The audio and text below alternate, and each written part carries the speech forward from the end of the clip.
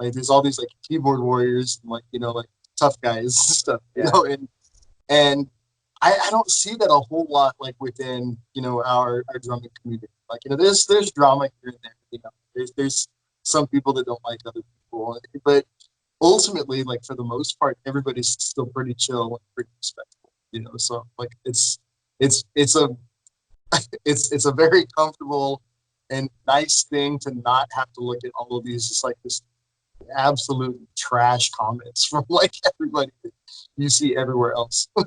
Yeah, yeah, man. It's funny. Like actually, I don't know if you saw it, but Jeff Holden posted something about how um, this one dude just one word comment terrible on one of his videos. Embrace the haters, right? It's Yeah, all engagement. exactly. Yeah, Jeff and I are pretty good buddies. He's like he's one of the guys that I look up to a lot. Especially when I'm struggling with something as far as like editing. His stuff always just sounds so good. Yeah. And I've kind of been trying to teach myself how to use like Reaper. And Jay, Beats by Jay, he was helping me with using samples and stuff. When I decided I wanted to take that plunge. Michael Perry too. So I have questions for both of those guys, and they've all been like super helpful. But like Jay, uh, Jeff, Michael Johnson, MJ, Tony Hamilanian. Like I talk to like those guys regularly. Bill Morehouse, like he and I chat like frequently. Uh, You guys met up, right? yeah, dude, like that was a trip, man. He's like, hey, so like, do you have any gigs coming up like on this particular weekend? And I'm like, actually, yeah, I do. And he's like, okay, cool, right on, man. I'd love to come check you out. I'm like, aren't you up in like San Jose, man? Like you're gonna drive 3.5 hours to come watch a 45-minute set, like for real?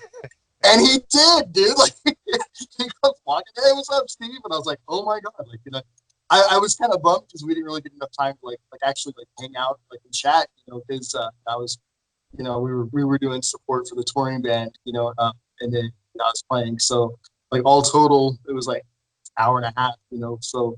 And then, like right after our set, he congratulated me and like he told me that everything sounded cool, and then like catch me later. And he took off, went back to his hotel. And I was like, I wish we would have been able to like just hang out and like talk shop, like maybe chop out a little bit or something, But so we keep trying to like figure out like a time when like his work schedule and stuff like where because he's in the valley, not often, but often enough, that we could probably like hook up and meet up or whatever. And I told him, dude, I was like, hey, anytime you want to come down, man, like, my couch is always open. So, like put him up for the night or something, but he plays traditional grip, which is like impressive as far as I'm concerned. But it's a rock drummer that plays traditional grip. Um, and I had done like a tutorial video about like grips and stuff. And he always like picking my brain about that. So like I'd love to just like sit down and like shoot like an entire video with him, it's really, really like diving into like, the technique for traditional grip. But, Yeah, that's cool, man. Wow, that'd yeah. be awesome. Heck yeah, man. Yeah, he's met several like other drummers and stuff from like the drumming community and stuff. So he's super supportive.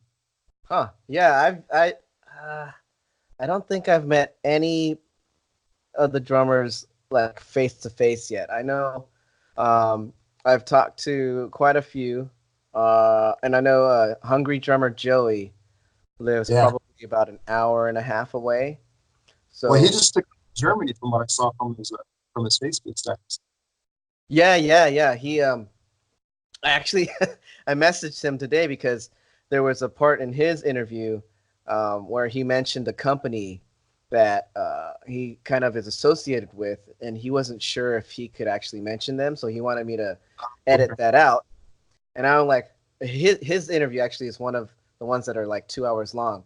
So I was like trying to skip through to see if I could find it, and I couldn't find it. So I like messaged him this morning. I was like, "Hey man, I know I'm probably the last person you want to hear from right now. Over in Germany, you're probably just like chilling and hanging out." He's like, "No, no, no. I'll go back to the hotel and I'll see if I can find it." So he's probably in Germany right now, listening to our interview, trying to figure out when he said that company. So yeah, it's funny, man. Like, but yeah, once he gets back, I'm gonna try to go up there. It's about an hour and a half drive and see if we can Oh, meet okay. up. Yeah, I wish I lived closer to like, more guys and stuff because like I would totally want to like, like meet up with people and I'd love to like get together, do like a drum circle or something. Yeah, Heck yeah. yeah. There's been we actually have and I'll see if I can get you on. Are you on WhatsApp? No, I'm not. So we have this like it's growing. It's probably about 10 or 12 people now. But we have a group chat. Um, it's let's see, it's Rafa, Andrew Nelson, Bill is in there, Joey is in there, um, uh, Drum Saga, Marco is in there, Oh, okay. Michael Perry is in there. So there's a core group of us, and Andrew I think is the moderator, and he's been trying Oh, to get more guys from the community to get on this group. So, but yeah, we're all like chatting every day. Someone posts something. But yeah, the nice. ultimate dream is to rent out a bar or something and have everybody just come in and Right? eat up. That'd be awesome. There's Yeah, there's some like serious talented people like in the group, so I mean, it would have to be almost like a convention. We'd almost have to like not rent out like a right. convention center, but I mean, if it was like a bar or like a small hall or something, it would have to be over the span of a weekend because we'd all be talking shop, and we probably wouldn't need Oh, no hotel doubt. rooms. We would just No like doubt. stay Everybody stay up for 36 hours talking about drums. there. Well, you know what? The connection's been not so bad, actually pretty good. Cool. So I Good. think what I'm gonna do is I'm going to use most of what was good in that like last maybe I would say 5 or 6 minutes, Okay. and I'll use that as kind of like an intro to the video. So I'm gonna say Cool. hi everybody. This is KMKanDrum, and you've been watching in progress the interview with me and Steve Cox. Steve, it's a pleasure to have you. How you doing out there in California? I'm doing great, man. Great. California living, dude. It's all sunshine, like earthquakes, Gotta love those foot vibrations, Like, Yeah. anytime I can get like, like a foot massage and stuff as I'm walking down the street, can't complain. Nice. Thanks for having me, dude. Like I'm like actually like really flattered and stuff. So like, I appreciate it. Oh man, it's all my pleasure, man. I just know that you do a lot of teaching, and the videos that I have seen on your channel, you know your shit. So it's definitely a pleasure for me to come onto the channel, and I'm actually like hoping that I learn a few things from this Oh, interview. cool. So Yeah, heck yeah, man. one thing I do want to know before we get into the actual questions is you're in the center of California. So Yeah, yeah. me being Smack out. Yeah. So me being from Los Angeles, I am a big time, LA sports fan. Right. Mostly, I'm a hockey guy and a baseball guy. So I love the Kings. I love the Dodgers. Being in the center, Yeah, do you have yeah. any favorite teams?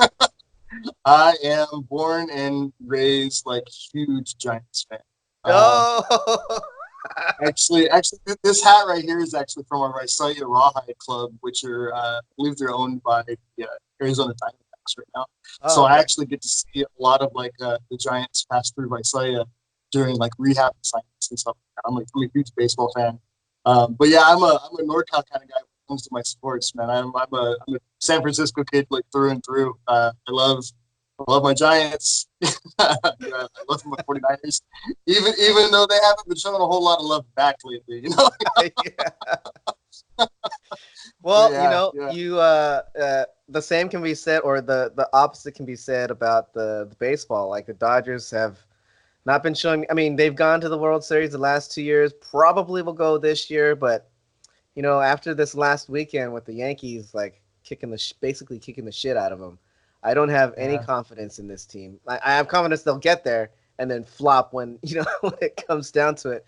But I mean, the Yeah, Giants, what were their 3 years that they won? The 3 even years, right? yeah. It's like we used to have this saying, because it's like, yeah, like, hey, it's all right, we got evens, like Yeah. so. yeah, it was like 2010 to 12.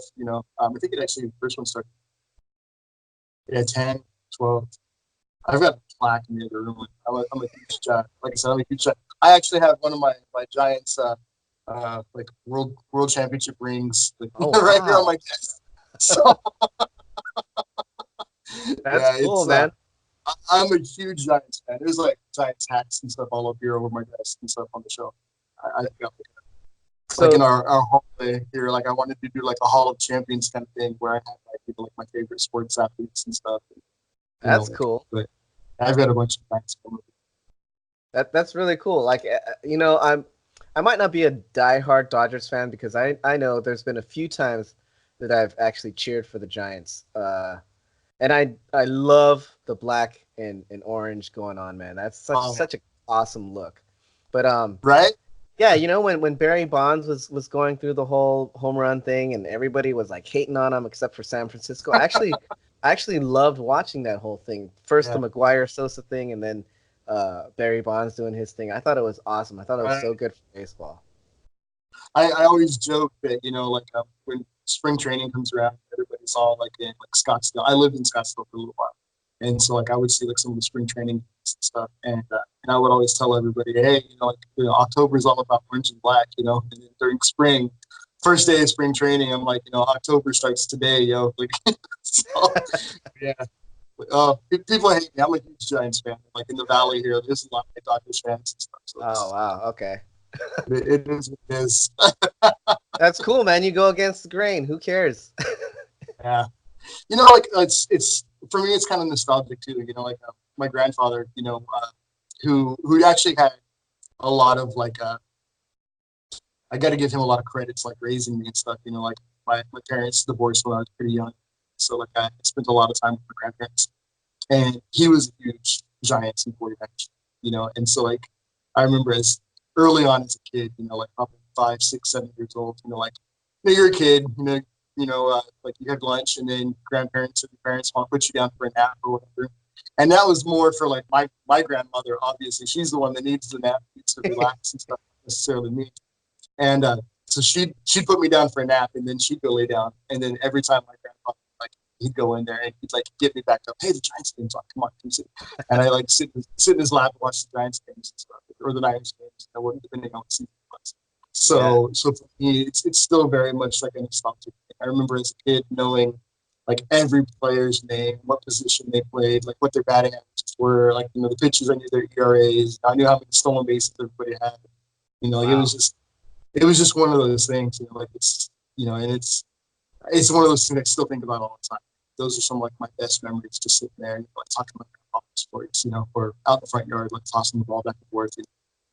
Yeah, yeah, totally. I mean, that's so cool. I love that that you have those types of memories. Like it's I have I have similar memories with my dad and I and my uncle and I, especially with my uncle talking about drums and whatnot. And for him and I, it was more he would talk about like what would go on um, in the musician community. He wouldn't necessarily talk Right. to me about how to play drums, but more about how to conduct yourself as a musician, And I learned Mhm. a lot from him about that. Just being a cool guy that is reliable and friendly, Yeah. and the I don't want to say the nicer because that's not the right term, but the the more easygoing you can be, the more one you're gonna get jobs. Two, Yeah. Yeah. you're gonna get like people are just gonna be like, oh yeah, that guy Steve, he's such a cool guy. It was so fun working with him. And then someone else is gonna be like, well, I want to work with that guy, and it just gets your name out there. Yeah, absolutely. One of the things I think about anytime I'm considering a project, like because I get contacted nonstop, about like various projects that people are working on, they need drummers for, and I usually have like a criteria, like various things that will kind of lean me one way or the other, whether or not I'm part of the project or not. And for me, first and foremost, is are the people, like are the people that I'm playing with good to be around? Because a lot of times, like if you're doing stuff, I mean, you're putting in a lot of work and it's a lot of hours. You're either on gigs with these people, or you're in the rehearsal room with them, or you're in the studio with them, and you eat up a lot of hours with these people. And then, you know, if it's a touring situation, then you're on the bus or in the RV with them and stuff, and eating with them, and you're like doing laundry with these people. So it's like if they're people you can't stand to be around, it doesn't matter how good the music is. It doesn't matter how good the musicians are, and it ultimately just completely just destroys the whole project. So that's kind of one of my criteria is like, are the people just a good hang? You know, that's I think if people are a good hang, then you develop like a good chemistry between each other, and then I think the music will reflect that a lot of times. You know, so like, you know, if you know, people talk a lot specifically about like rhythm sections and stuff. You know, between the drummer and the bass player. Those dudes almost have to have like a symbiotic type relationship, you know, like where they're constantly listening to one another, you know, and feeling and grooving and stuff. You know, like, there's a lot of like call and response type stuff that goes on.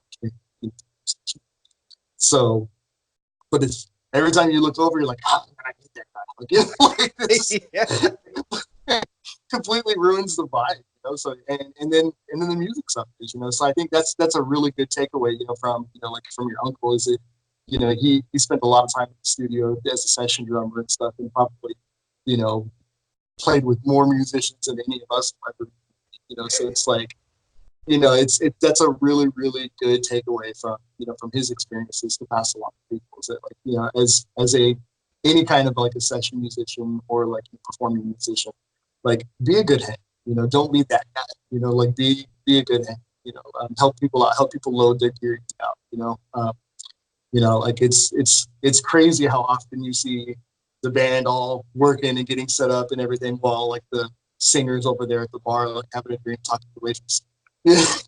Or counting the tips for the night. Yeah, totally, man. So, Yeah, it's been very few and far between. I could probably count on one, maybe two hands in my 20 plus years of playing shows and whatnot, how many times people in the band actually helped the drummer uh, yeah. before and after. Like it's just it's uncanny how unreliable the rest of the band can be when it comes to that. I don't know if I'm an old dude and I play with most of the guys that are younger than me, you know, but like, it's kind of weird. I don't ever have to ask anybody to help me load in or out. They just do it. Like, they help me Oh like my load my god! stuff on stage. They'll help me like set up my kit. Usually I have to tell them like, no, like, stop, like, it's okay, like, I'm Wow. very particular, you know, like, and I had one gig where I had like two dudes that were like drummers themselves. And like, oh yeah, we play drums, dude. It's all good. Like we'll be your like roadies. We'll tech for you and stuff, man. We'll help get you all set up on stage. And then I got on stage and like nothing was where it was supposed to be. And like I was like, I went for a crash. And I missed my cymbal, and I was like, you're kidding me, man. Like, what happened here? And, like, almost all my stuff's on like memory locks. So I'm like, how did they screw this up? Like, Oh man, you're damned if you do, damned if you don't. right. But yeah, usually I'm just like, I'll do it myself. Don't touch my stuff. Oh, that's awesome, man. Okay, I want to start going into the questions. I think we're in a good spot. Um, Yeah. first set of questions are the drum related questions. So, we've had a good banter back and forth with drums. So, yeah, let's just keep this thing going, man. I want to know how long you've been playing drums. So I like to say from conception, like, Ah, I really feel like I was kind of like just born, you know, like, you know, I was paradiddling in the womb, you know. Um, I didn't officially start playing drums until I was 10 years old. I want to say it was like fifth or sixth grade, fifth grade, yeah, fifth grade. Um, my grandfather, same thing, like, he's the one that like pushed me to play drums. Bought my first snare drum, um, and yeah, like I always had like an inclination, and I was like musically inclined, so everybody knew like I was doing something. My father played trumpet. You know, my uncle played trumpet. Well, my dad actually played cornet. My uncle played trumpet. But, you know, basically the same thing. And then on my mom's side of the family, everybody were pickers. They were all like guitar players and string players and stuff. You know, my stepmother was she played upright bass and piano and stuff. So like very, very musically inclined family. Um, and I just remember from a very early age, you know, like, I think Jeff like had mentioned it, like banging on possum pans and stuff like that. You know, for me, it was like Quaker Oat barrels, like the little the big cardboard tubes that the Oh quick yeah, arrows yeah, would come. yeah. Uh-huh. I would set those things up and just like just play all over them and stuff. Like so by the time it came time for me to like make a decision about what instrument I wanted to play, it was just the drums. It's like I always wanted to play drums. Awesome. That's awesome. Yeah, it's funny because I would say a good percentage of the guys that I've interviewed so far, they didn't have any real influence from family members beforehand. It kind of Yeah, was just like their calling. So it's really interesting that you and I are kind of more similar. I also come from more of a musical background. My dad played right. guitar and sang. My grandma was a lounge singer. Oh My wow. aunt, yeah, my aunt was. I don't know if you've ever heard of the band Hiroshima. They're like a pop, jazz, Japanese Yeah, yeah. band. She was actually the lead singer for Hiroshima for a while, and That's I believe that's how her and my uncle met. And then yeah, once they got married, my uncle was played in James Taylor and a bunch of other guys. So yeah, my first concert was actually James Taylor backstage. So that's insane. you see your Like uncle playing.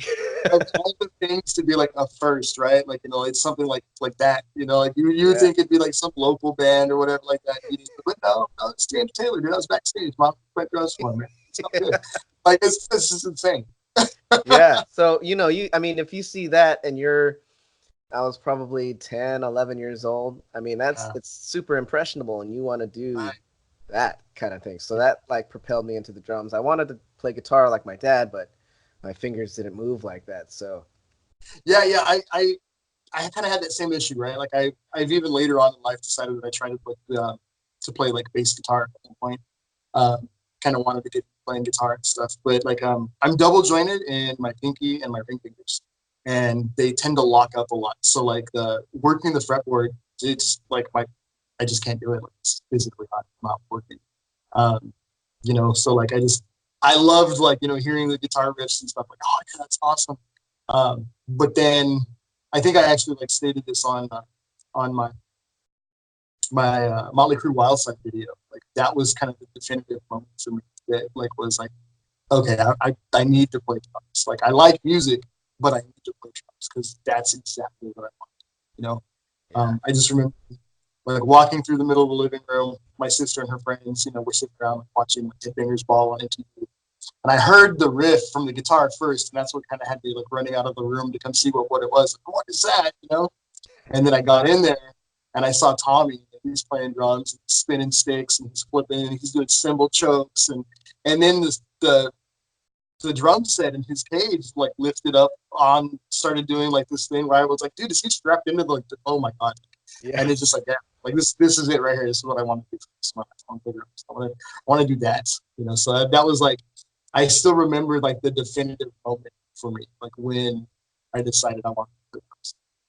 That's awesome, man. I love every once in a while I love to be nostalgic like that too and just look back and because it seems like you even though you come from a family where you had two separate families. I also my mom and dad separated when I was about like 6 or 7, Yeah. and even though uh, that happened in my life, I still look back and I feel like I had a charmed life. It's crazy. I'm gonna tell you. I was about six years old when my parents separated.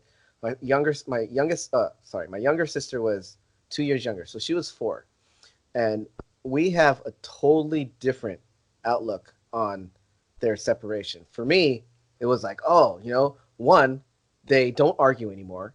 Two, Right. we have 2 separate Christmases. We have twice as many gifts going on. Right. This was awesome. Right. But for her, it was traumatic, and of course, she's a girl, younger. It was a totally different thing. Yeah. Uh, but for me, like I look back and um, yeah, it was just like a charmed life. So it could be way worse. We could have been born in India or some third Sure. world country. So I look Right. back It's and like I those love, spiritual problems, everybody talks about.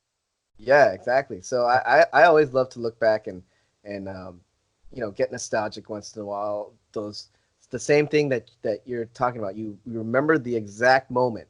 I remember the Right. exact moment being on stage and seeing my uncle, and it's like I want to be able to do what he's doing. Hmm. And from there Yeah. on, that's that's something that like carved a huge part of your personality in your life, and it's like it's crazy to think about it like that.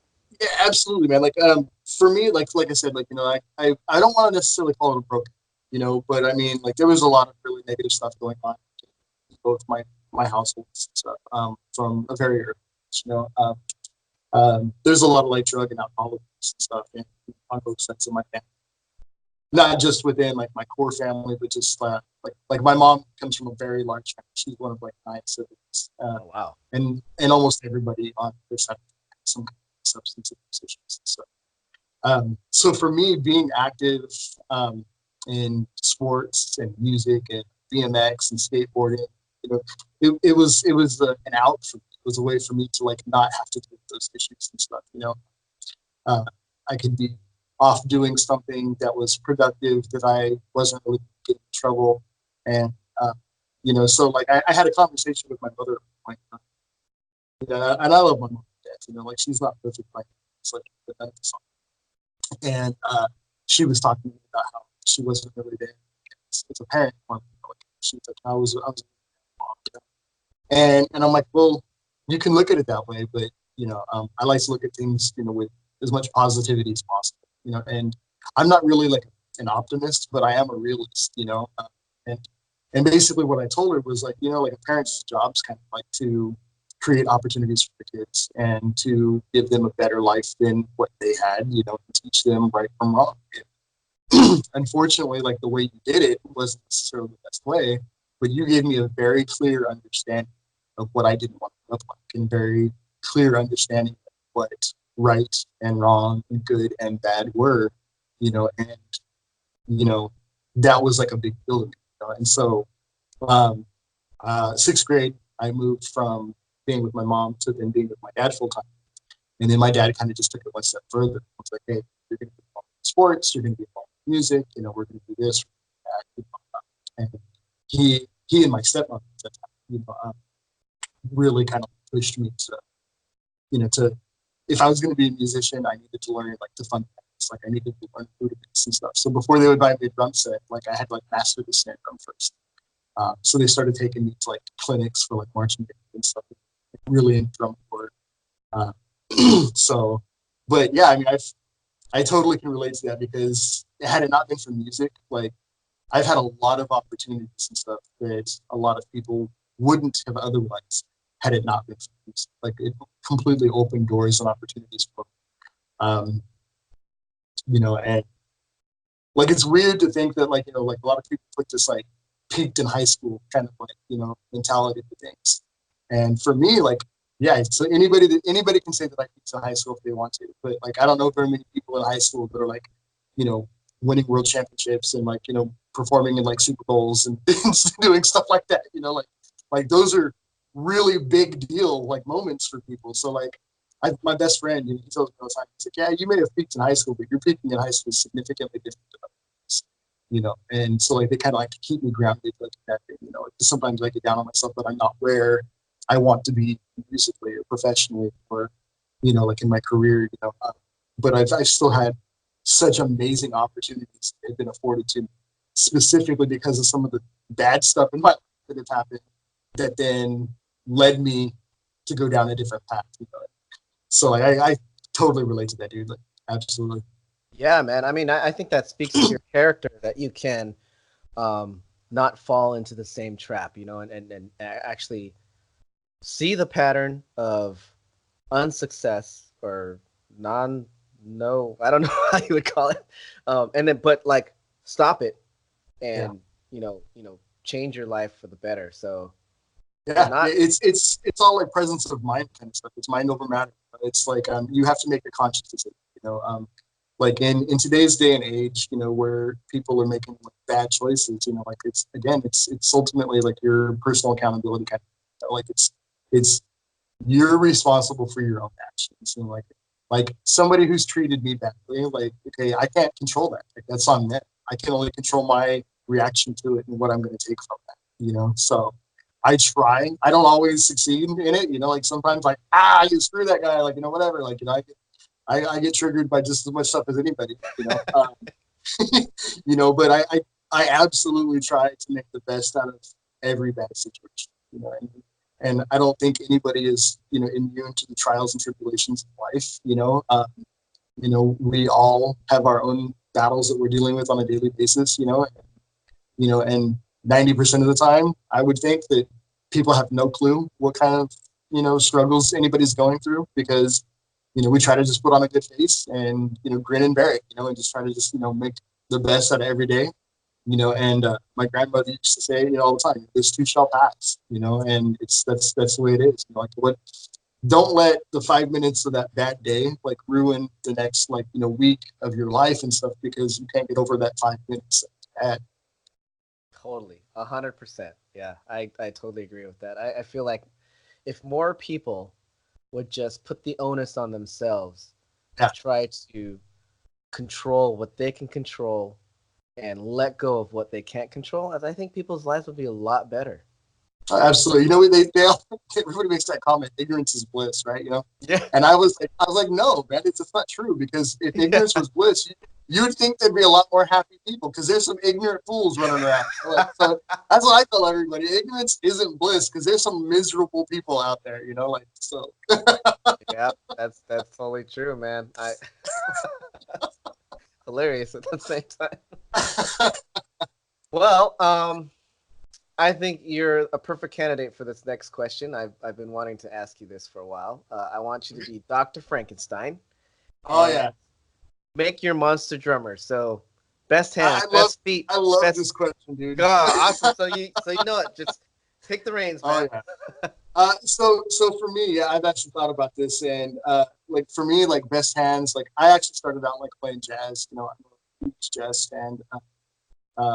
And so for me, like it's kind of a toss up between Buddy Rich and Louis Bellson for hands.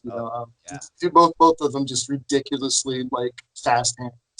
They just it's crazy. So it would be hard for me to choose either one. I'd probably lean more towards Louis, just because I actually had a couple opportunities to meet him, do some clinics and stuff like that with him and stuff, and he was just a great dude.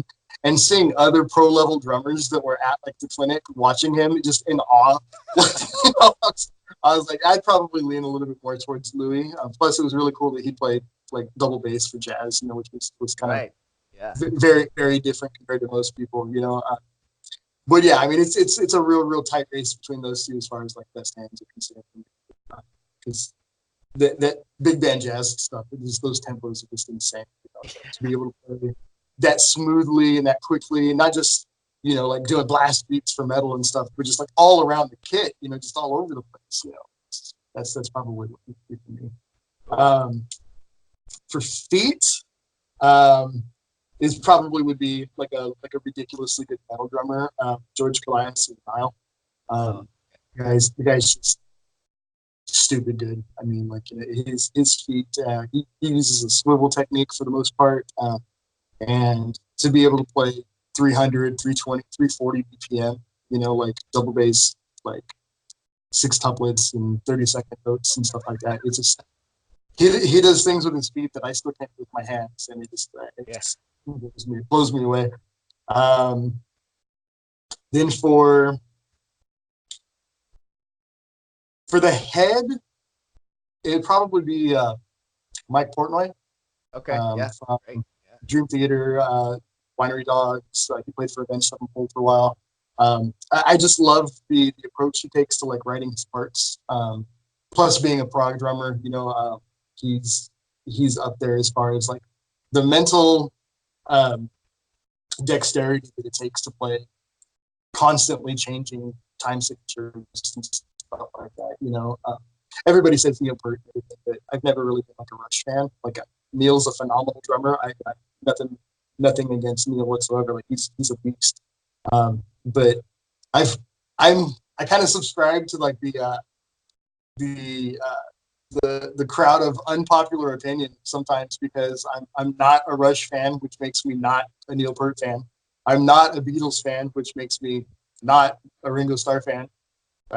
I know this is blasphemous, but I'm not like a huge Bonham fan, you know. So it's like, you know, but I'm fans of lots of drummers that those three guys have influenced, you know, like like I said, you know, there's something to be said for Mike and the various types of like music that he plays, and does so not just with like power and like speed, but also like from a very like musical approach. Like when he's writing fills, a lot of times you can hear how his fill syncopates and lines up perfectly with whatever the bass riff is, or whatever the guitar riff might be, or whatever the keyboard like might be. So to be able to like actually syncopate those things musically on the drums, I think takes like a lot of like, you know, mental IQ to be able to, musical IQ to be able to pull that. And then for the heart and soul, probably would be like Carter Beauford, Oh, okay, yeah. from like Dave Matthews Band. He's stupid good. I mean, like as far as funk and pocket and stuff is concerned, like he's just so good.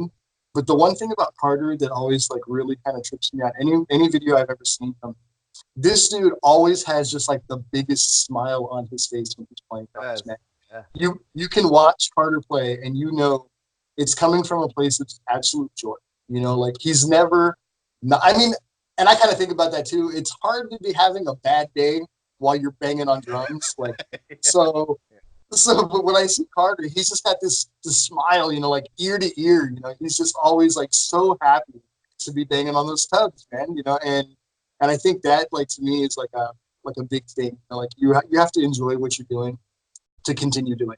You know, like if you're going to be in there every day, you know, touring and you're in the studio and like spending 12, 14, 16-hour days, you know, like it's like you have to enjoy it. Like that has to come from a place of real passion.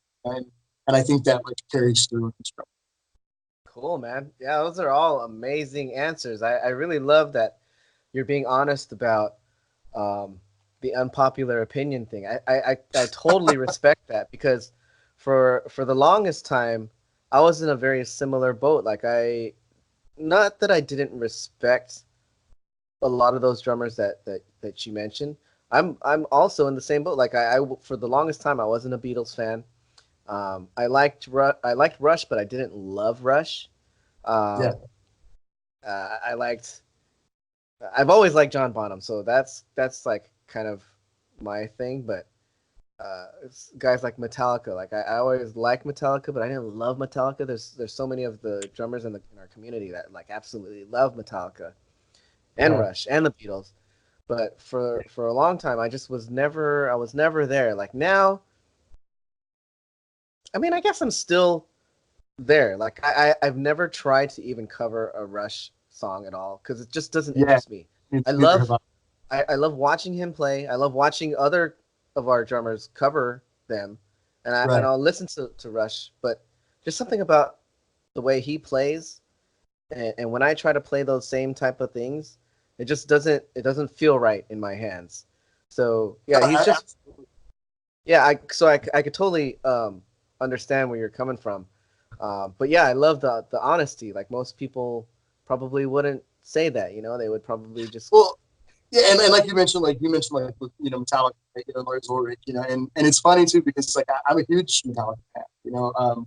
Granted, I'm a bigger fan of their earlier stuff than I am of like the, you know, the '90s, early, you know, the early aughts and stuff, you know. But you know, Lars takes a lot of crap. You know, there's a lot of people that hate on him being a really bad drummer, you know. But I look at it, I'm like, yeah, but he's cashing that check, yo. Like I just, you know.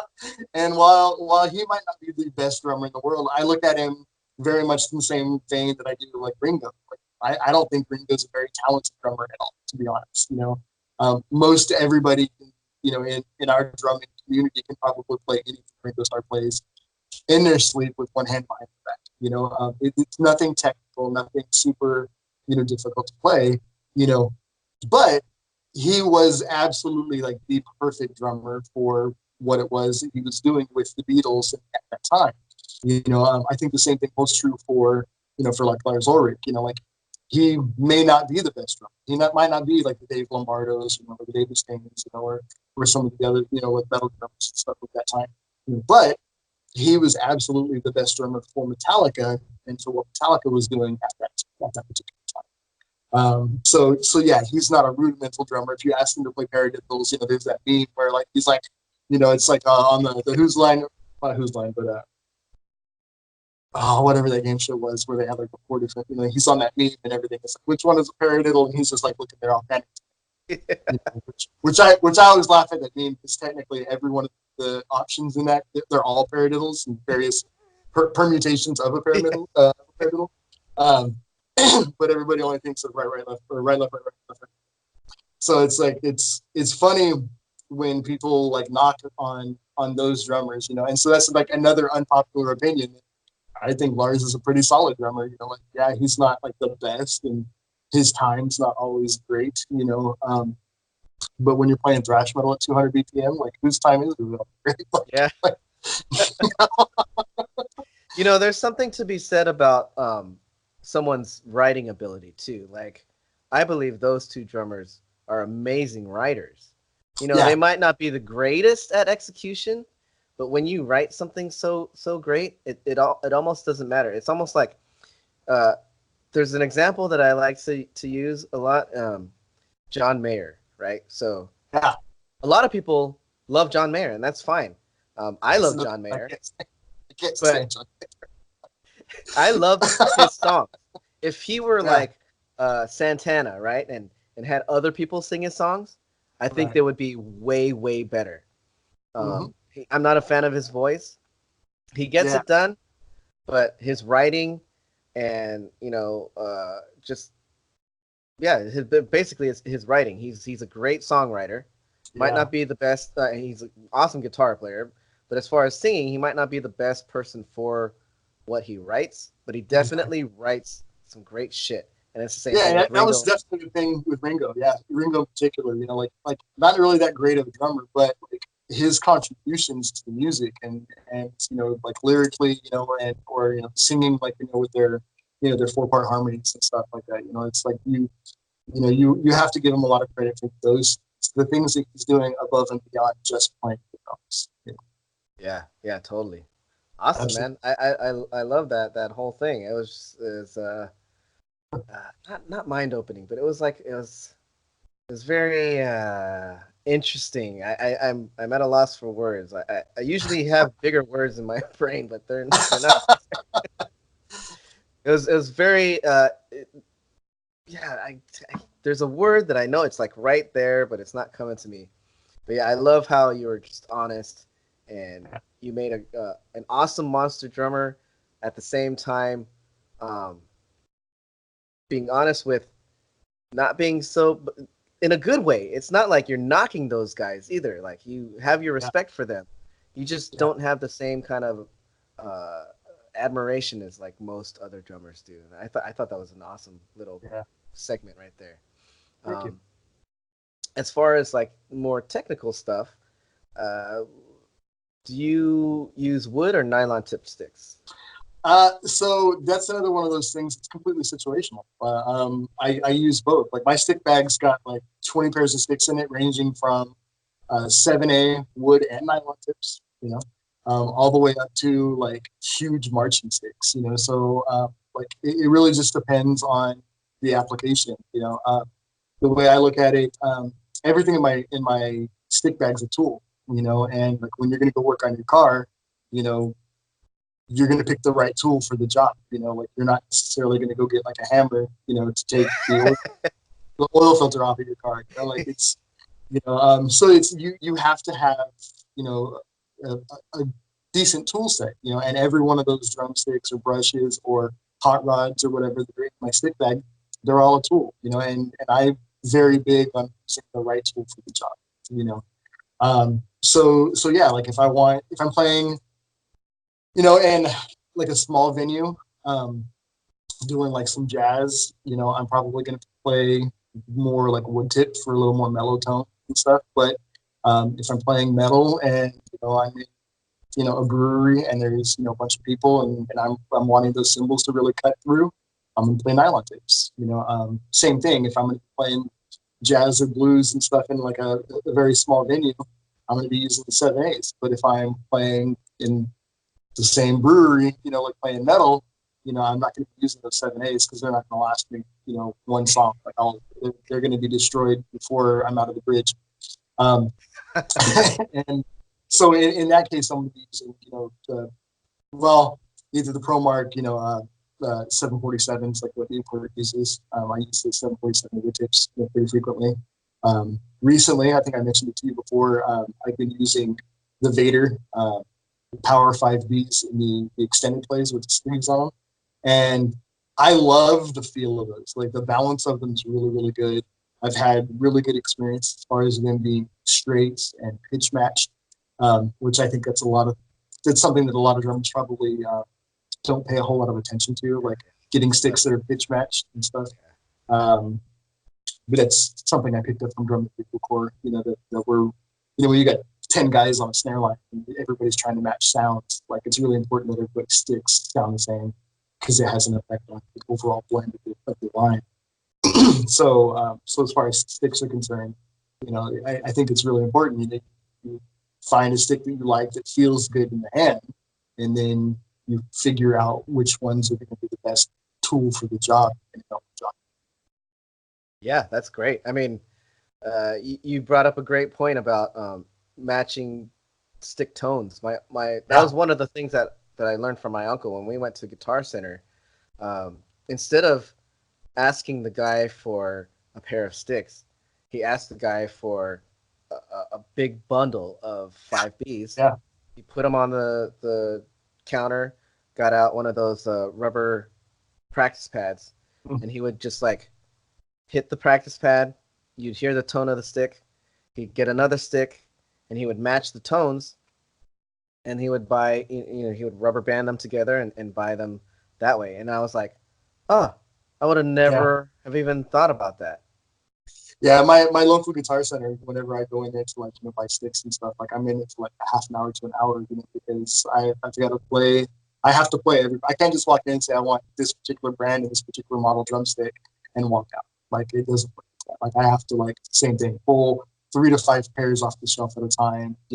Roll them, make sure they're straight, everything, make sure they're all true, and then same thing, grab the practice pad, and play it, play. And a lot of people will play one stick with the right hand and then the other stick with the left hand. I don't do that. I play it with the right hand, and then I take the other stick, put that one back in the right hand. That way I know that the grip's the same, the fulcrum is the same, the power of the strokes is exactly the same. And then that way you can really determine whether or not that pitch is correct. And then I typically try to go for sticks that have a higher pitch to them, because that typically means that it's a denser stick, and usually the denser the stick, the more durable.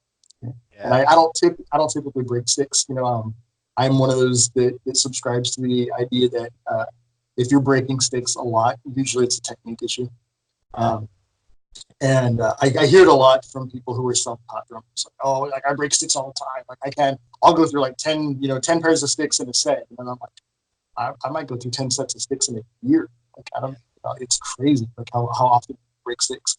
But I think a lot of that is technique, and then I think a lot of it also is just not having the right tool for the job. They're either using a stick that's really not meant for what genre or style of music that they're playing, or maybe it could be their setup, how they've got their cymbals angled, or the angles that they're striking, like the hi-hat, they're chipping away at the shoulder of the stick a lot. Or maybe it's just they're playing way too hard and way too loud because they're playing venues that should probably be mic'd up in, not mic'd up. So there's a lot of those types of things that go into the selection of a drumstick and breakage and all that kind of stuff. Totally, yeah. I love it. I love all of the stuff that's coming out of your mouth. I love it. Okay, well, I'm pretty sure you use a double pedal, but I wanna get your usage and how you go about using either a double or a single pedal. So I use a double pedal exclusively, even for like real simple blues and jazz stuff. I still use my double pedal. And as far as applications are concerned, like if I'm playing metal, there's going to be a lot of like double bass groove. There's going to be a lot of double bass, like what well, not what I call the width, what are known as like fractal fills, where you're playing stuff between the toms with your hands and the kicks with your feet. I play a lot of fractal fills. I just love the sound of them. They I like hearing the juxtaposition between like the highs of the snare and the lows of the kick, so like that always sounds really, really cool to me. And like to my ear, like tonally, I really like the way it sounds. And I like using as many different voices as possible when I'm playing. But then like for blues or for jazz or for like just basic rock or pop, I still use the double pedal because there's sometimes where I'll use the double pedal, like again during fills or like during builds up of certain parts of the songs, or like if there's a big fermata, like a big rock ending like at a song, like I'll throw like a lot of double bass licks during that. Like, so you're doing a big fill across the toms, but you're adding more like little drags and roughs between the notes and stuff like that with the kick drums. So yeah, I play double pedal exclusively. Cool. Yeah, that's awesome. I love all the different techniques that you're doing in the applications. I love the and I forgot what you called them, but the fills where you're using tom, bass drum. Oh yeah, the fractal fills. Fractal. Yeah. So I think one of my favorite guys that did that was younger Brooks Wackerman, and he was playing. Dude, he's a beast. He's one.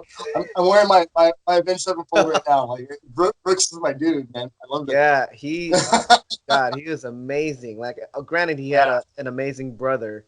His older brother and his dad. Yeah, they're all phenomenal drummers. Yeah, so yeah, he just his foot hand work. Right off the top of my head, I'm like, oh, Brooks. Yeah, perfect. Yeah, example, man. Yeah, that's like I used to listen to like a lot of Primus, with Tim Alexander. I was a huge Primus fan for like a long time. I still love Primus. And then like when Brooks was like back in music and stuff, like that's really. But when I started like listening to him on like the newer Avenged Sevenfold stuff, I was just like blown away. Like he's just one of those guys. He's just such a monster technician. Like everything that he does, he's just and the whole fractal fills and stuff. Mike Portnoy plays a lot of fractal fills.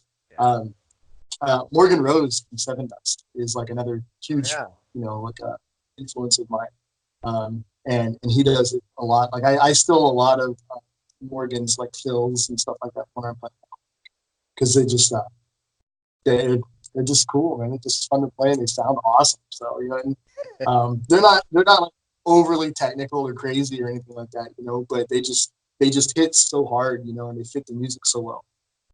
Awesome. Cool, man. It's a good one. Metronome or internal clock? Both. Like same thing, man. It's very much like application wise. I think you have to have played with a Met enough in order to develop your own internal sense of time. But I also feel that like for live situations, unless you're running like backing tracks or like Ableton where you've got like lights show stuff that's going on, that's like synced to that all has to be synced up with the click track. So then at that point you kind of have to have it. But and then also if you're in the studio recording, the way people record these days isn't like they used to, like in a live type situation where everybody's playing collectively and it's all going into the board simultaneously. So now what happens is like the drummer comes to the studio, lays his stuff to a track, and then the rhythm guitarist comes in, then the lead guitarist, then the bassist, and then they can't layer everything and build it if it's not set to a click track and quantized anymore.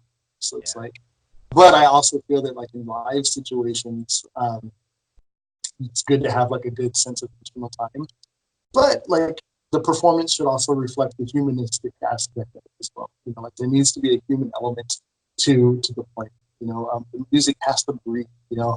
I think I'm not sure if I was talking to you about this or if it's somebody else, but Rick Beato has a really, really good video on his channel talking about like over quantization of like drumming and John Bonham, like how like John Bonham had just this real big, powerful sound and everything, and then they put like Drum Doctor on it. Like it was the tempo was shifting quite a bit, like and people didn't realize because everybody always says, "Oh, John Bonham has such a great sense of time," but then this particular song is like fluctuating between 81, like 87 BPM, you know, and to most people, the untrained ear, they're not going to notice that kind of fluctuation. But most musicians will notice like a 5 BPM kick, like if you go into like the chorus of the song and all of a sudden you pick up 5 BPM, people will notice that, and if you're dancing, like you're going to notice that too. So it's like, like some of the people that have like the best time, like they don't necessarily have the best time if you really think about playing to a click and like quantize, being able to like manipulate the click, push and pull the click, knowing when you need to push the groove a little bit, to be able to like really kind of give it some energy, but still be on the beat, versus knowing when you can like kind of pull it back and like sit back in the pocket a little bit, like I think that's really important. And I think you only really develop that by playing and being comfortable with the click. Like I said, I come from a marching background, and we'll spend 8-10 hours straight with, the metronomes beeping at us nonstop. It's, 120 decibels, Dr. Beat just screaming at you, like, for 8 hours at a time while we're just playing 8 on a hand. It's crazy. So from a very early age, you get into the habit of like playing along to the metronome, and just really, marking time. Like a lot of times, like in marching bands, like you're actually, your feet act as your metronome. And I tell everybody that's a great way to like internalize, like, your internal feel when you're playing along. Like when you're playing marching band stuff, like you're listening to the music, you're listening to what's going on ensembles doing. You're listening to the click, but ultimately you're relying on your feet to help you time. That is your, so I think it's a both. It has to be both. Otherwise, like you don't really have good internal time. And I don't know how many times I've heard, oh yeah, so he's a great drummer, but his timing's not all that good. Well, then he's not a great drummer. Ultimately, if that's your job. Like if you don't do that well, then then you really aren't going to see stuff. You have to have really good time. And I feel like I wouldn't say superb, but I Cool. Yeah. I mean, it's funny. I always try to measure it like for the longest time. Not that I had anything against using a metronome, but I just didn't use it because playing music back then was a lot different than it is now. Absolutely. When I first started, I was in jazz class, and the second jazz teacher that I ever had was stand at the podium, and he would be conducting everybody, but he would just bang a drumstick on the podium. I mean, it was to the point where like the podium was bent. He would just keep banging on it, and if anyone would like be off time, he would stop the whole song and be like, "No, it's right here. It's right here. You got to do it right here." And so that to me was almost kind of like, okay, so you don't necessarily have to practice to a metronome, just as long as you've got this, you count it off, and then you just keep it there. And that's what I would do for a long time. And it helped until like it came to the point where I actually had to go and track a song that was already done. So there was all the vocals, the bass, the guitars were already done, recorded to a metronome. And I was like, okay, great. So I just counted it off at the beginning, and I started playing. And by the time the middle of the song came, what I felt was the same tempo. It wasn't the same tempo. Like I was off. So then I had to. It kind of kicked my ass. I was like, oh shit, I should probably practice to a metronome. And so from then on, I would practice to a metronome, practice only, and then when I would play or perform, then I would like rely on my own internal clock, and it completely helped. Yeah. So I agree completely. You need both. You need to be able to play along to the click, but also it's almost like training wheels. Take the training wheels off, and hopefully those training wheels helped you to stay upright and not like fall and make a mess out of yourself. One of the things that I do when I'm like practicing or when I'm working with the student and stuff, we do the same. We basically make a game out of it, and we'll do this thing. I've got a couple of different things that I'll do. One of which is we play this game called Vanish and Click. And what I tell everybody is when you're playing like nuts on the metronome, like straight up, like right on top of the click, you don't hear the click anymore. Like it just goes away. It just vanishes. So that's kind of the goal, is to play such good time that the click just goes away. And then once it does that, like once I notice that they're really kind of feeling it, they're right on top of it, I'll actually turn the metronome off for like 4 beats or 8 beats or 16 beats, depending on how advanced the student might be. And then I'll bring the click back in and see if they're still on top of it. And that's a good way for them to judge whether or not like they've really internalized that tempo. Yeah. So you'll play, say, 4 bars with the click and then 4 bars without it, and then bring it back in and see if you're still on. One of the other things that I'll do is I'll give them the click on every bar, but maybe I'll only give them beats 1 and 3, or maybe I'll only give them beats 1. So they click, but you're still playing in like the 4/4 time, 1, 2, 3, 4. And so like I'll do that pretty often.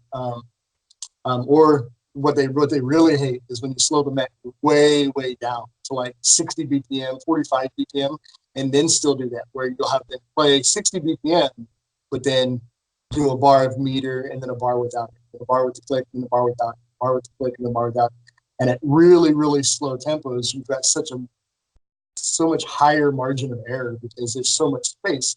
But at the same time, that's what I tell everybody, is that that's where you find the groove. The groove is the space between those things. So if you really want to develop your internal time and become a pocket player, if you really have to think about that, not thinking so much about how many notes can I cram into this bar.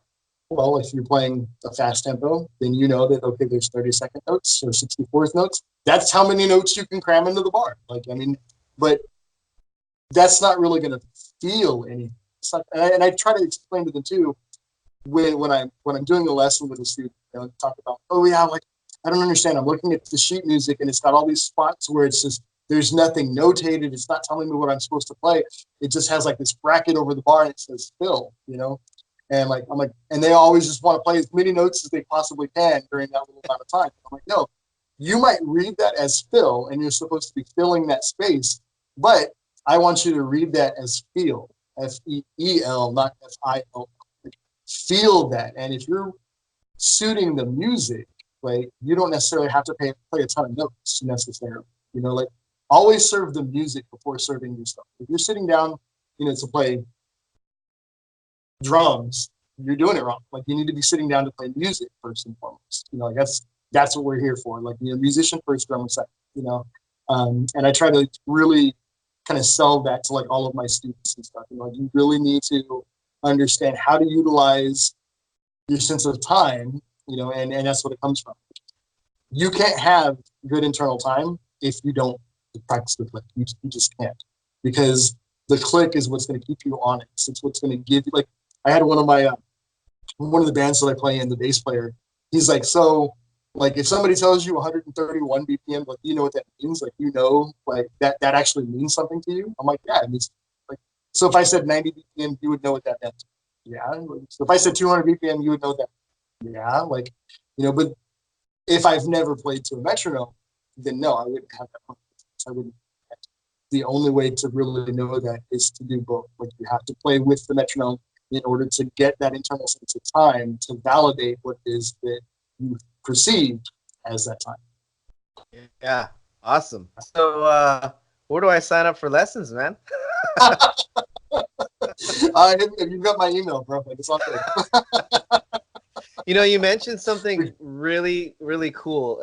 I think it's a phenomenon, and I'm not, I haven't really looked it up and researched it, but when you were talking about how when you're right on the beat on a metronome, the metronome disappears.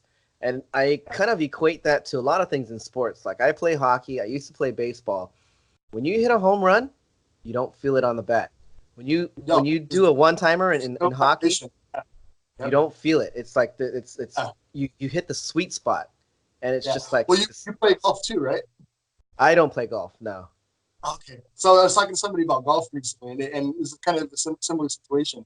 When you get that perfect drive, when you just really nut that thing, and it doesn't slice, it doesn't hook, you just hit it like 500 yards down the fairway, like you don't feel it. You don't feel the vibration in through like, through the shaft of the club. Like you're struck it true, and it has a completely different feel to it, and it's one of the, like, you're absolutely right. That carries over into so many different things. When you're in that element, it's almost like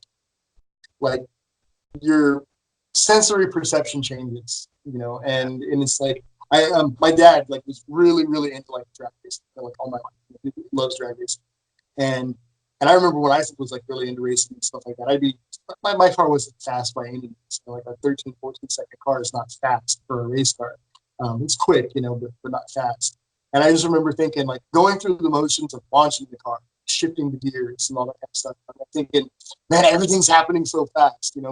But for my dad, whose car was significantly faster than mine, and he's like, oh yeah, I'm like seeing people up in the stands, and I'm waving, and I can see you and your brother up there, and like and I'm like, I'm gonna have to yell at them when I get back to the pits because I can see you guys doing stuff you're not supposed to do, and I'm like, how are you not focused on driving this car 200 miles per hour down the strip? Like, I don't understand this. And he's like, and he basically explained it to me, when you've done something a certain number of times, and when you've gotten to a certain level of doing it, like, you just become over, like your senses just become heightened at that point. So he would basically put it as like, it's almost like time slows down for him, like when he would be like racing down the strip, and I remember like playing baseball, like I'd have coaches that would tell me like, it doesn't matter if your guy's throwing 90, 95 miles an hour, like if you have his timing and stuff figured out, like, it doesn't matter how fast he's throwing at you, like you see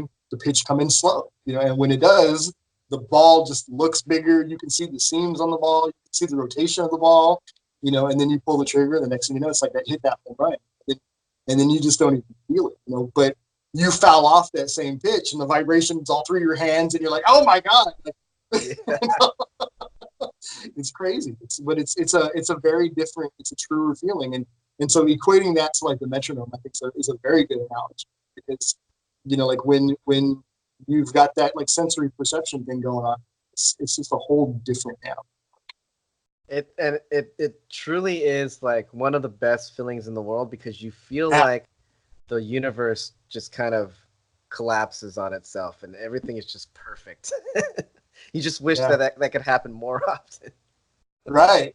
Yeah, it's like when you're hearing the click, it's because you're not playing it. Yeah. and more 99.999% of the time I hear that click.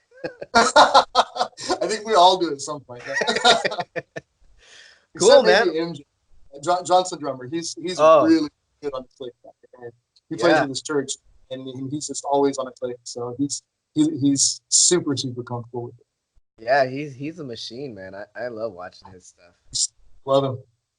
Cool, man. Well, last drums question. Why drums? I know you said you were conceived as a drummer, but why, man? Why? What is it about drums? I tried other instruments a little bit. Like I said, my dad was a cornet player. My uncle played trumpet. So like they kind of wanted me to play like, a 3-valve, brass instrument. I grew up like my teeth were really, really bad. I had a lot of crowding, crooked teeth. So like being able to like put pressure, for the armature, like to be able to like really like get a good tone, through the mouthpiece, just didn't really work for me. Like I had to have like a much larger mouthpiece. But then I wasn't really into playing like baritone, like sousaphone, tuba. I was not for me. And then like I said, I tried to play some stringed instruments, but I couldn't really do that because of the double jointedness, in the fretboard hand. It was causing issues playing scales. It was just dropping notes and stuff. It was uncomfortable. And then I was just always kind of like just rhythmically oriented. Like I love that, and I think a lot of times too, like, music is love. So like, you've probably seen that shirt or, meme or whatever, music is love. Like that's why our hearts beats, and I think, and I would always think about, historically, like music kind of all stemmed from drums, like, from percussion, like, before there was music, there was, just drums and beats and people banging on, rocks and trees and stumps and stuff like that, and dancing around fires to that, and then from that came, like vocal chants and stuff like that, So I think like music all kind of starts and builds from the drums. Like if you don't have a really good solid foundation, then like you can't play good music, And I think that's kind of where I've kind of like evolved to like my ideologies and stuff. Like I think Dave Grohl said that like if maybe I don't know. I know he's repeated it. I don't know if he originally said it or not, but like a band's only really as good as its drummer. I think Buddy Rich at one point in time too also said it. But basically that a good band with a great drummer sounds great. A bad band with a great drummer still sounds pretty good. But a great band with a bad drummer, like it just sounds bad. Like it's just kind of one of those types of realizations that without like a solid foundation for rhythm, like you can't really have good music. So like I tried various instruments and stuff, but ultimately I would gravitate back to instruments. Cool, man. Yeah, that's awesome. I'm glad things worked out the way they did. I'm still working on it, and I'm still learning. So yeah, man. You seem like you've done a better job at it than a lot of us. For sure, for me, I'm kind of like a mishmash. I'm able to do what I do pretty good, but it's a very small window of what I can do good. You are more well versed in a lot of different things, and I feel like you've taken that studious route a lot better than most of us have. I kind of feel like I've like everything in my life. I'm a jack of all trades, but like master of none. Like I and to be honest, like sometimes it's frustrating. It's frustrating to be good at a lot of different things, but not great at any one thing. Like this is something that like my best friend and I talk about quite a bit. I'm also like I do like some graphic design for my artist and stuff just like yourself. We're and it's kind of one of those things like I've thought about it a lot of times. Like I would almost give up being an artist to be a better drummer, but then sometimes I'm really frustrated with what I'm doing as a drummer, and I'm like I would almost give up being a drummer to be a better artist. Because it's just you get to a point in your life to where you're like, yeah, I'm pretty good, but like, and then I see like a video of some like 8-year-old kid, and I'm just like, yeah. I thought I was good until I saw this kid. Now I'm like, I want to burn my whole studio down. It's ridiculous. Dude, you are preaching to the choir, man. I'm also a graphic designer. Like I've been doing that since I was 15. Right. I'm like into a lot of I played hockey. There's so many things that like if you took the average person, right? Like I do a lot of things well above average, but nothing to the point where like I would call myself an expert. Right. So you're preaching to the choir. I'm in the same exact boat, and it's like it's damn frustrating, man. Like especially those same examples when you see like YouTube is a perfect example. All the kids that are coming up, all these drummers that like where the hell were you 10 years ago? Like they were all probably still playing, all perfecting their craft, but the cream really rises up, and you see like these people that are like just blowing you away, and they just maybe never had a chance going the traditional routes of drumming in a band or getting some studio work or whatever. But YouTube comes along and they put on a video or two, and all of a sudden they shoot off. And it's like you look at YouTube and you search like all the covers and whatnot, and there's so many like insane like pro level players, and I'm like, why the hell am I even doing this? And then I'm like, oh, because it's fun, that's why. And you're like, okay, well then keep on doing it. Yeah. I mean, you get to a point to where like if you're doing it for like comparison's sake, and you're using other drummers as like the benchmark for your skill set, like then you're gonna be miserable. Like you're just like I see people like Gigi, and 16 years old, like hit like a girl contest, just out there just crushing, just doing everything right, and I'm like, and like sometimes I have to remind myself, dude, she's 16, she's as young as my daughter who plays drums, I'm like, yo, man, like like, dang, like it's crazy. And then like I think about, like what I was doing when I was 16. I was like, okay, I was doing some pretty cool stuff. Like I was having some decent success, like in marching band, drum corps stuff, and I was like, but like I can't even, I don't know, I can't fathom like having that kind of success like that early on, the way some of these people do on YouTube. It's such a at an early age. And I think about, I talked to my daughter about this too. Like, it's like, look, because she gets down on herself sometimes. Like, well, but when you were 16, you were doing this, and when you were 16, you were doing that. Like, so like, and she's like, just not there yet. And I'm like, yeah, but you have to understand. By the time I was 16, I'd already been punished for like 6, 7 years. Like, so it's like, that has a big impact. Then I see guys like Cube and some of the other dudes that have only been playing for like 2 years. And I'm like, this guy in 2 years is as good as I am in 30, man. Like, come on, dude. almost 40 years. Yeah. So Yeah. But it's crazy to think like, but it's also a completely different environment. Like if I would have had like, something like YouTube, when I was in high school, that I could have used for tutorials, for lessons, and so on. Because for the most part, I was self-taught up to a certain point. And then like, it wasn't really until I got into like marching band and doing like rudimental percussion and stuff like that that I started like, having like instructors, to work on like my technique, and, different texts and stuff like that for different chords. But like, it's just crazy to think that like some of these people can just watch a video and then immediately know how to use it. Like that blows my mind. Like I can only, like I have to be shown, and then I have to do it, and I have to put it in like into practice and work out whatever application it's going to be.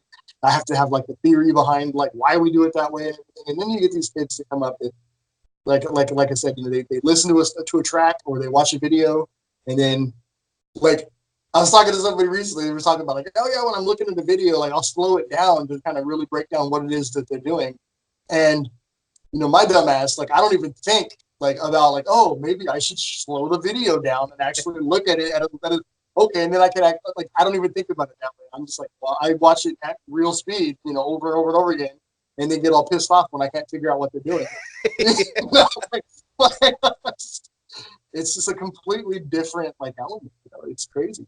Yeah, God, I was talking to somebody about that too. I can't remember who it was, but they would literally slow it down and speed it up to the point where they could play it. Where, it's either the way you say it, where it's just I'm just an idiot, or what I actually think is I think I'm like, it's like an ego thing. Like if I stubborn. No, I would play at this tempo, or not at all. Yeah, like a great example is when I was trying to learn Rosanna, right? Oh, yeah. There's the actual beat part I got down fine. It's when he gets into that fill that he mirrors the horns, and he's doing those like weird triplets on the toms, and he rolls down the toms, and it's like I cannot do that fill. So I listen to it over and over and over and over again until I can finally do something that kind of sort of was like acceptable enough for me. And then I was like, okay, fine. Well, I'm never going to get it, but at least I got it this close. But I never even thought to slow it down and do it like how you're supposed to do it, like in practice. Yeah, and it's funny because as an instructor, like when I'm like giving lessons, or like when I'm like, like teaching the line at school or anything like that, like one of the things that I would always tell them, start slow. The show music's going to be written at 145 BPM. We're going to slow it down to like 100. We're going to work up, until it's because and it's weird, but then in practice when I'm doing stuff myself, like I don't do that, and it's like kind of idiot, like why, like not taking my own advice and stuff like that, like it's just break it down, get it slow, isolate the hands, figure out what they're doing, and then commit that to muscle memory so that when you're playing faster, the muscle memory is what was correct, not muscle memory of the incorrect stuff. Exactly. Like it's so stupid, man. Because like I said, I tell every one of my kids that I teach, and then I'm like, I get in here in the studio, and I'm like, okay, I got like 2 hours to bust out this cover. Let's do this, and then I'm like, and then I realize I don't really know the song, and I'm like, oh, crap. Yeah, totally, man. Oh, that's funny. Oh, I'm so glad I'm not the only one. You're not alone, brother. You are not alone. Cool, man. Well, Yeah. Oh, dude, that was awesome. Okay, let's go to the second section where it's like job related questions. So Yeah. I'm gonna pretend to be an employer looking to hire somebody, and I want to know what you believe are your strengths. I think one of my biggest strengths is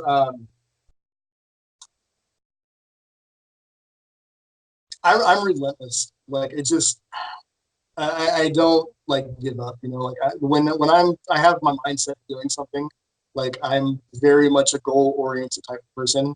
You know, and whatever it takes to get that to reach that goal, like I'm very much performance based. You know, like so like in job type situations and stuff, you know, I'm very big on like setting goals and then exceeding those goals. You know, and I'm relentless in my plight in order to attain that. You know, I think you know that no, like this might be another unpopular opinion type thing, but you know, like in a world that we live in now where everybody gets a trophy, you know, like that's not my thing. Like, I'm always been like, no, dude, like you set a goal, like, and then you achieve that goal by having realistic expectations and working hard to get there. You know, like, I don't ever want anybody else to do my job for me, you know, especially considering I usually think that I can do my job better than anybody else can do my job for me. So that's kind of the way I've always looked at it. It's like that's probably my biggest strength is just setting goals, you know, and then doing whatever it takes to achieve or surpass that goal. Including failure, right? Because that's the Yeah, whole. yeah, like because I mean, like people are so afraid of it, you know, and I embrace it. You know, like the way I look at it is like we're all like I said, you know, nobody is immune to trials and tribulations of life, you know, and you know we that's how we learn, you know, and the only way you lose is to quit and give up, you know. So like if I'm doing something and I fail, you know, then okay, well, as long as I don't stop, I didn't really fail. Like, if I get back up and try it again, you know, like it's like I think it's Edison, you know, like he's like, oh, I didn't fail, you know, like or I didn't I don't remember the exact quote, but you know, basically, you know, one of those things that yeah, he had X number of he discovered X number of ways that this wouldn't work, you know, and then he Yeah. found one that would, you know, and that's kind of where I look at this. It's like, you know, the only way you fail is if you just give up, you know. But if you look at everything as part of the learning process, then you can't really, you know, consider that to be a failure. You know, like it's, you know, you can choose to stay down, like when somebody knocks you down, you get back up and try again. I try to tell that to my kids and stuff like that. You know, like if at first you don't succeed, try again. That's the way, you know. Yeah, but with my bandmates, it's a little bit different. If at first you don't succeed, try doing it the way your grandma told you to. You know, so you know, but it's kind of like yeah, you have to take your lumps, like everybody has to. You know? It's the only Yeah. way. That's why. That's what. Talk about unpopular opinion and the whole trophy thing. That's why I think it's almost dangerous to do that because I agree. sports is the one place where you always have next season. You always have next game. You always, if you lose that game, come back next game even stronger. If you lose that season, come back next season even stronger. But if Mm-hmm. you give everybody trophies, they don't learn that. They don't learn that you can always come back. It's just it's okay being mediocre. And Yeah, you know, and when you're talking about like, you know, like stuff like sports and stuff, or like, you know, like competitive marching band or anything like that, you know, it's that delayed gratification, you know, like it's a long season, you know, like when you play like on a you know football team, you know, you've got 10, 11, 12 games this season. Playing baseball, you know, like what 280 games per season or something like that. Like it's crazy, like how many yeah, games that's ridiculous. so, but like you know that season starts in April and doesn't end until October. Like so, all the work that they're doing, you know, like so if you have a really crappy preseason, you know, and you're like you know you're doing preseason stuff, playing spring ball, and you get in a rut, well, that rut might last months at a time. You know, so it's like, and you can't just not play. You still got you're still part of the lineup. You still got to get up in there and do your thing. You know, and you got to take your hacks just like everybody else. You know, so that participation thing, I've never been hip to. I, I get like you know giving everybody like you know a participation trophy or certificate, you know, or plaque at the end of the year. but you still have your MVPs. You still have your guy that was like most improved. You still have your guy that was outstanding, offensive or defensive players. So while you can reward everybody for their participation and contribution, there's still the cream's going to rise to the top. And that's just kind of the way it's like it just works. It kind of works itself out. Yeah, and that's also where I feel like, for me, my dad wanted me to play baseball, Mm-hmm. and I wasn't ever any good at it. Like I would strike out all the time. Um, I would, and I was a little kid, 7, 8 years old, playing little league, uh, and I was the smallest kid. I didn't have the arm strength to, make my bat speeds more. So I would strike out all the time. I was afraid to play the infield because the kids were hitting it so hard. Like I just sucked at baseball, and I didn't want a friggin' trophy. I just didn't want to play because I knew I wasn't good. And Yeah. I think that's important too because it kind of weeds out those people that either don't want to be there or are just no good at it. Yeah. So, I stopped playing baseball and I found hockey, and hockey was the thing that I excelled at. So I would play that because there was rewards to it. There was a point where I was scoring the most goals in a season in my whole league, and Nice. I would take them through championships and stuff like that. Whereas, if I would have stuck with baseball because they gave me a trophy and they were saying, "Oh, I was doing all right. I was actually doing fine," and you kind of get into this mentality, well, okay, I guess if you say I'm doing fine, I'm doing okay, and you just kind of sit there, you don't find the things that you're actually really good at. That's a really good point. And the way I look at that is that you have these kids that are getting participation trophies, or like I said, like plaques and certificates and stuff. And what it kind of does is it reinforces the mindset that mediocrity is good. Yeah, And and it kind of, like you said, it kind of takes the premise away from these kids striving to be better. Like they become really complacent and they get to a place where adequate is good enough. And I've never, like, the city that I come from. I live in Exeter, California, and we have several sayings and stuff that we talk about, which is typically like all about excellence. And we have this slogan like the E never comes off. Like in excellence in all things, excellence in execution, expectations, all of these things that start with E, but it all starts with you. Really, is what it comes down to.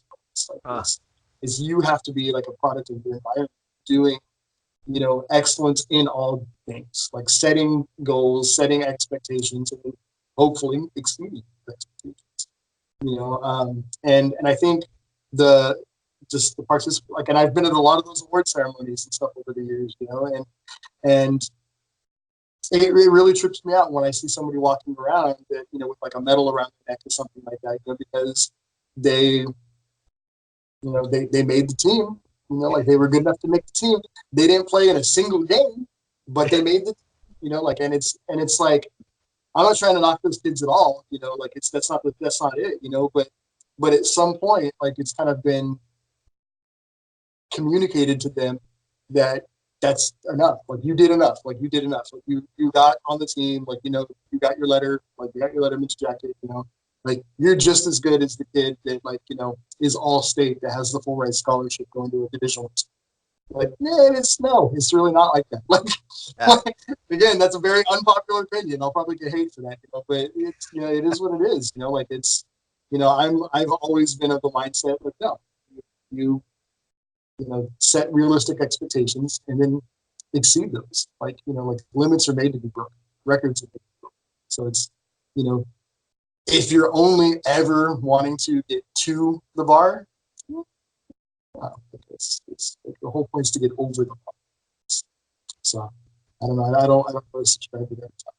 yeah. Well, I mean, I totally agree with you, and I hope it's not something that like sticks around. I hope because of things like evolution Yeah. and letting things, take its course, that kind of mentality will actually just like erode itself.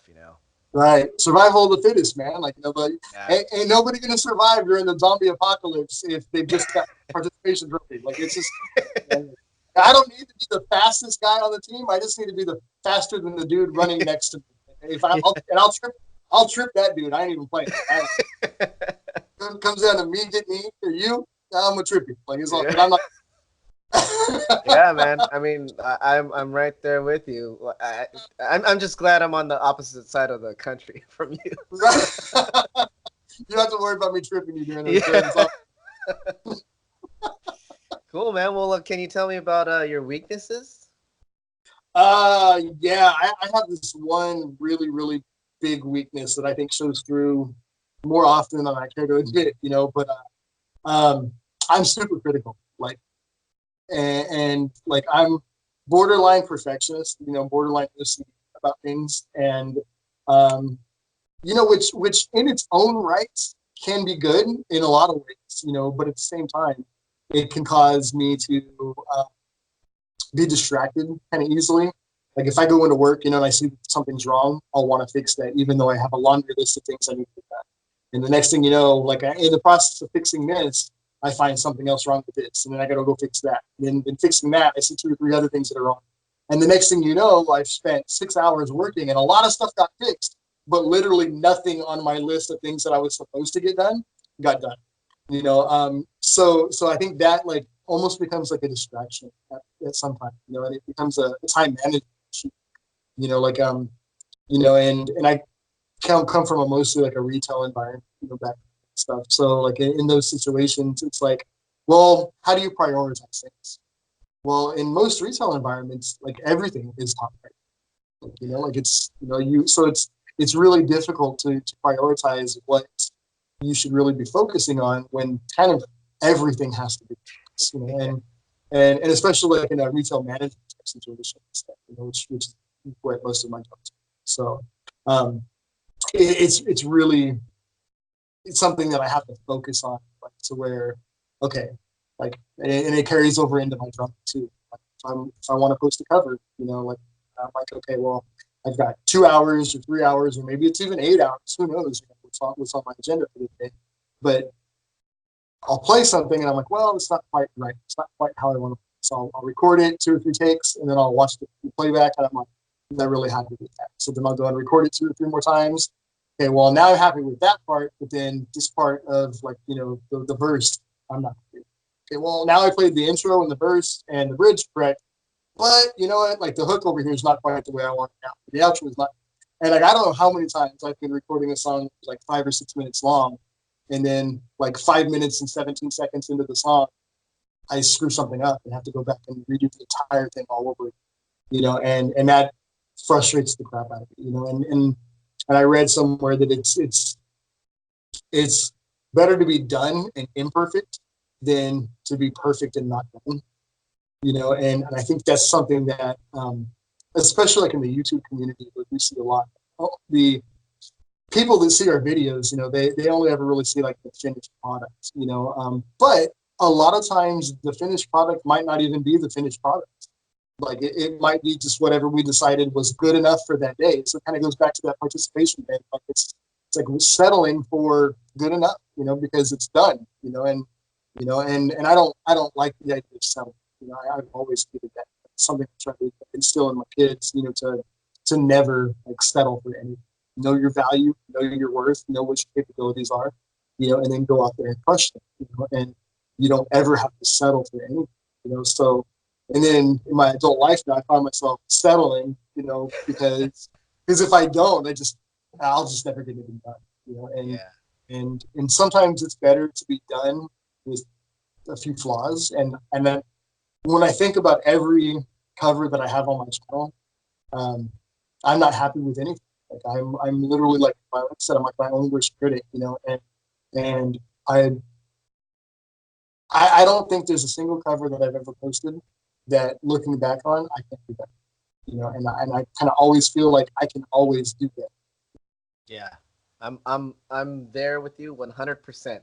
If I think that's what my goal is. Whenever I set out to do a cover and I am in that room and I push the record button, my goal is not to play it perfectly because I don't think it'll ever happen, but it's to Right. play it as best as I can in a reasonable amount of time or Mm. takes um, because I know that I've had my channel up for 2 years now, and I know that from day one till today, it's gotten exponentially better. Sound, video Yeah, quality, and even the absolutely. time management. The amount of time that I put into the covers is a lot less than it used to be.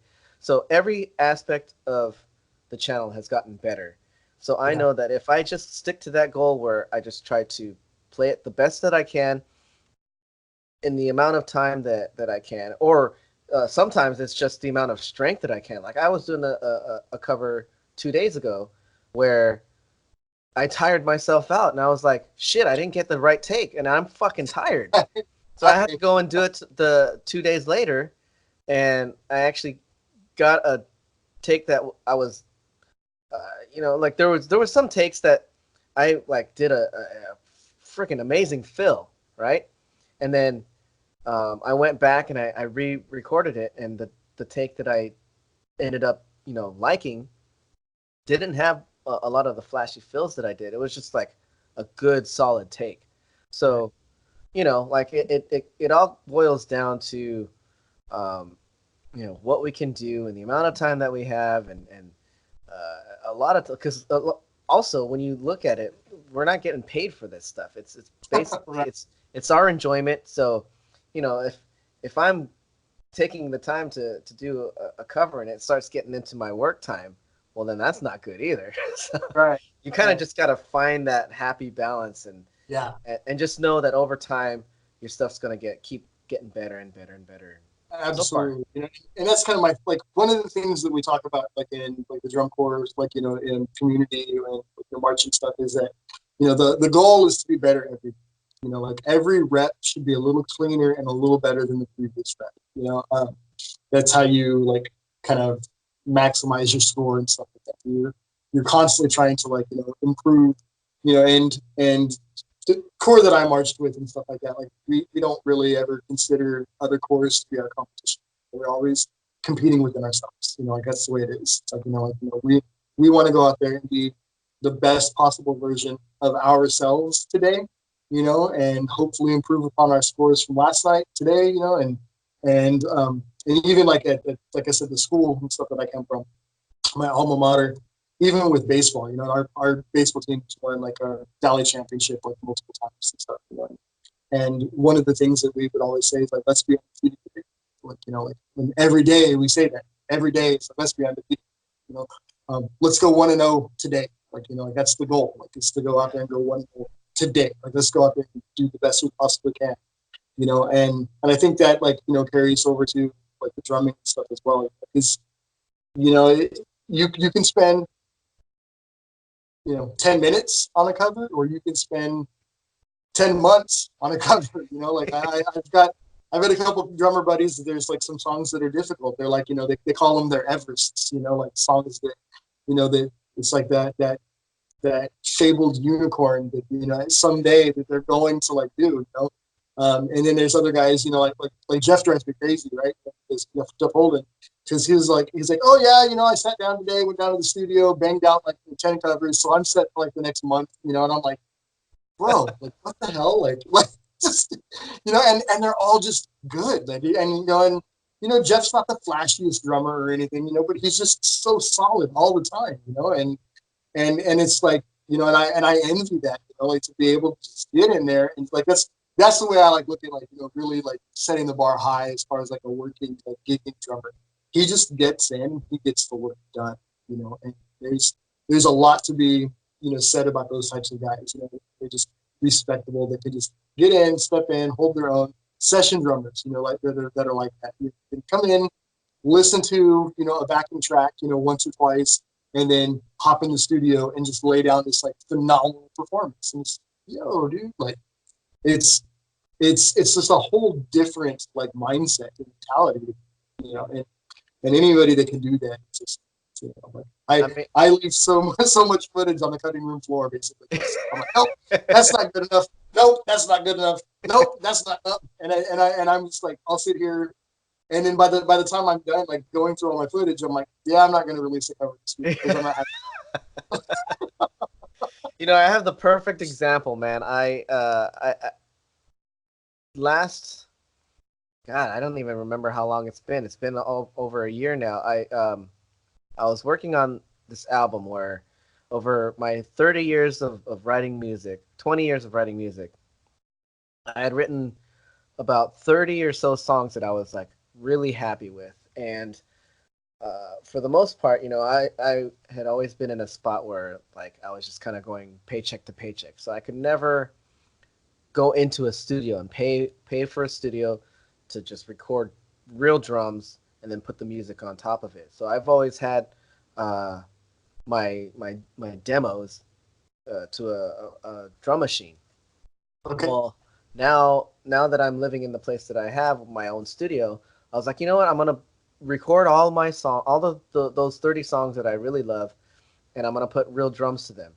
And now that I'm in this community of drummers, I'm gonna ask other drummers if they want to be a part of it as well, and even reach out to other guitar players and just like a kind of like a collaboration, just to Absolutely. see what I would get. And so I asked a handful of drummers from the community, and a lot of them said, you know, they all said yes, but you know, because of how busy everybody is all the time, and I completely understand. Some guys were Right. like, "Oh, you know what? I don't have enough time to do it," and blah blah blah, and they kind of like fell through. And so I went to Jeff, and I was like, "You know what? I got four songs that, you know, other people said they wanted to be on them, but you know, they just don't have the time. I wanted to know if you wanted to like just bang them out and see what happens." And Right. literally, he took a weekend to do all four songs, sent them back to me. Amazing. They were great. They Yeah. sounded unbelievable. And yeah, that's Jeff, dude. I mean, he just like Yeah. bangs them out. It's crazy. He's Yeah. he's a monster. I love his sound. I love his attitude, and he's like Right. just he's like a funny, really cool guy.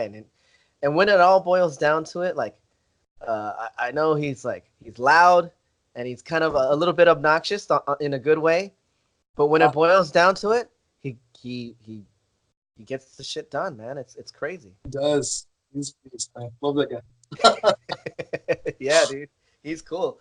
All right, well, yeah, strengths, weaknesses. I kind of have an idea. Actually, I don't because you said you're good at a bunch of stuff, just not great at any one thing. So I want to know what your dream job would be. Um, I love being a professional educator. Like, and I've been asked like before, like, oh, you should go back to school and like get a degree, get your teacher credential, and like, like teach music and stuff, But I don't think that I would necessarily be a very good like music teacher necessarily, But I think percussion education is something that I really do enjoy. Um, Back when I was in high school, we would go and give like little clinics and lessons to like the theater schools, within our community. So we would go to the elementary school, we would do a performance, and then after the performance, we would do like a clinic. We would let the kids come up and bang on the drums, teach them like cadences and stuff. And then I remember I'd be like at the grocery store, like like shopping, and these like 7, 8-year-old kids would come up and like, oh mom, like this is Steve. He was at our school the other day playing drums. Like he showed me how to. And like the parents would always be like, yeah, thanks. Yeah. They hated all he's been doing, and ever since then, it's been talking about playing drums. Like like God forbid anybody want to be a drummer, right? Like like the Yeah. parents always all the noise. But I just always remember like thinking if I can inspire a kid to like get into music, and specifically into drumming, because of either something they saw me do or, like a lick that they heard me play, like to be able to pass on that exact same moment of my life when I saw the Tommy Lee video, the Wildside video, like pass that on to like a kid in my community, that then wants to like learn how to play drums and wants to take lessons. And then if that could potentially open up the doors that had been opened up for me, like I said, there's certain things that I've been able to accomplish and that I've been able to do that I wouldn't have been able to do without music and specifically without drums. So if I could make that happen for somebody else, being from the part of California that I'm in, where there's not really a whole lot of room for upward mobility. Like if you're not really in agriculture, you're not really going to have like a great paying job. Like we're not like a tech, part of California. There's not manufacturing jobs here. I'm in a very agricultural based part of California. And most of that is all family businesses, family farms, family packing businesses. So it's like if you're not working in the fields, picking oranges and like packing and stuff like that, then like if that's not your thing, well, there's not really a whole lot of opportunities. So like if I can do something that inspires a kid to kind of step outside of that, and want more for themselves than just working in the fields, like they're working in the packing house, then I think that's like a huge thing. So that would be like my dream job. I really enjoy teaching. Working. I don't work with the school district anymore. But when I did, like, I told people regularly, it's my dream job to be able to, work at my alma mater where I was given so many opportunities and stuff, to be able to now work there with other students and stuff to kind of put them on the right path, help get them to the next level. Teaching, in the band room that I learned in, being able to march on the field that I marched in, to be able to, stand next to the band during a parade, where I marched in parades and stuff. It was kind of like a surreal thing for me, like being able to like kind of come full circle in my career to an extent, and I really enjoy that. So like, and now I'm like as many schools as I can possibly teach at, have teach at, be a percussion instructor. I like writing, arranging, the percussion shows. I like writing and arranging the warm-ups and cadences and all that kind of stuff. I really enjoy that aspect of it. It's long, hard, like hours for very little pay, but like the reward is like so high. It's just it really kind of just makes it worth it. Yeah, that's so awesome, man. When you were talking about all of that, that movie Pay It Forward came to mind, where Yeah, little kid and doing an act of kindness, and it doesn't always have to be something that is virtuous in a global sense, where you're trying to change the whole world. It could be just something that you do well, that other people notice and want to do well also, like you're saying, teaching someone how to play drums, because they might not go out and be a professional drummer. They might just learn something about the drums and the culture of drums and the culture of music that helps them in their everyday life and makes them to be a better person. And that to me is paying it forward more than, I don't know, going out of your way to do something nice for somebody. Like that's something that you do every day, and you can always be paying it forward that way.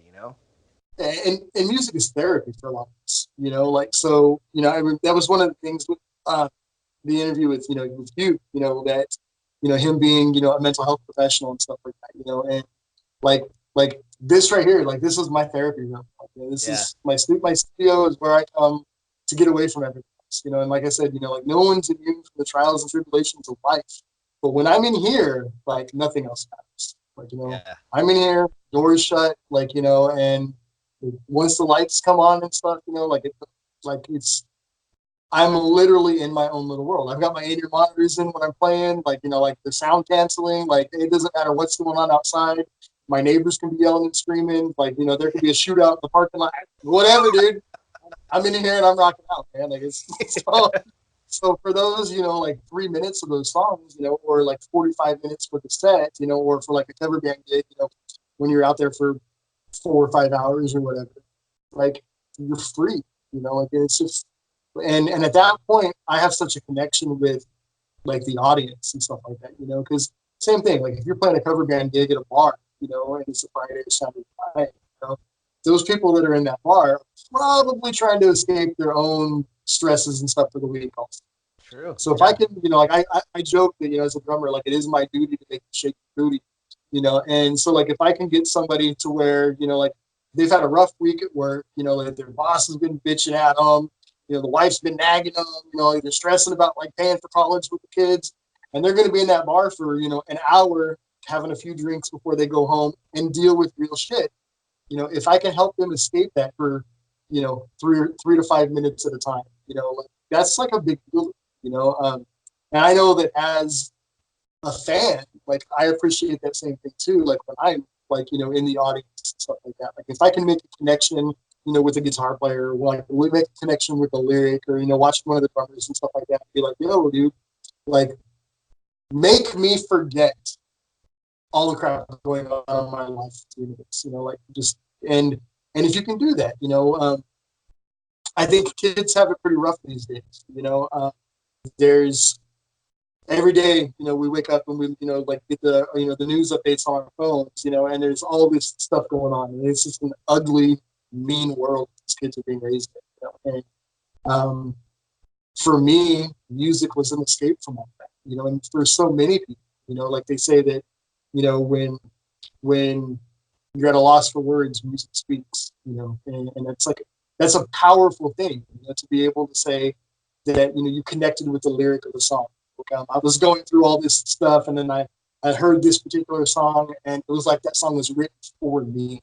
Like you knew what was going on in my life in that particular moment. Like that escape. Like to be able to say you're not alone in the universe. We are all connected.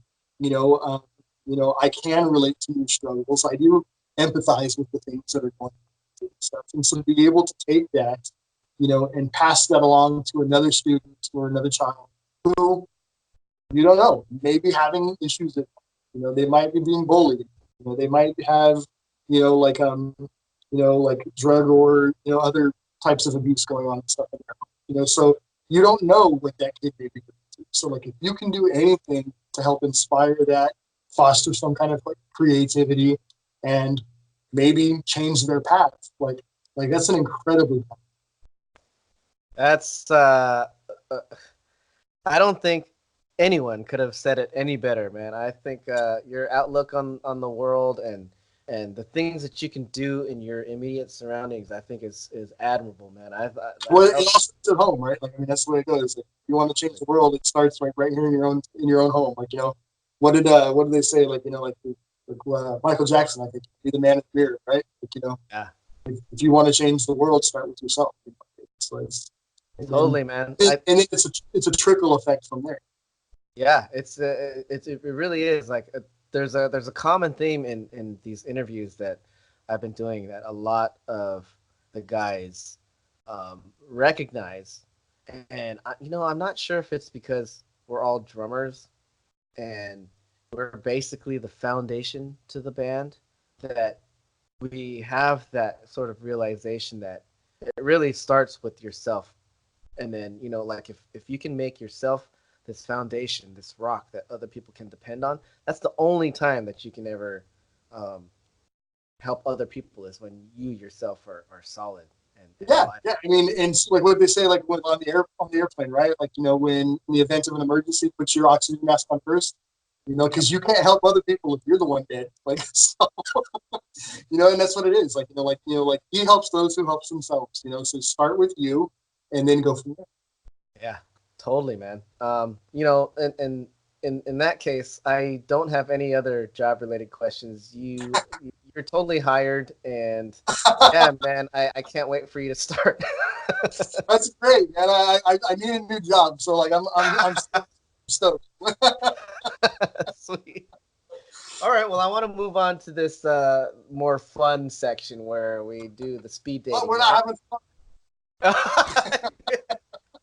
No, man, this is all the precursor to the fun. So if you and I have been having tons of fun, hopefully this will be like just the thing that push it over the top, man. Nice. So I'm not sure if you're married, what your marital status is or whatnot, but these are my speed dating questions. So if you are married, that's fine. We can just kind of look at them as get to know you better questions. But if you're not married, hopefully there's some girls out there that are watching that you can hype yourself up. So However, whatever your status is, we'll take it from there, one question at a Gotcha. time. Gotcha. So I guess the first thing is, uh, and I think this question kind of tells it sets the standard of where we're going. So what I like to ask, um, whether you like to either stay at a hotel or do you like to go camping? Oh, okay. So I'm from Cali, right? So I get the best of both worlds, you know. So like Yeah.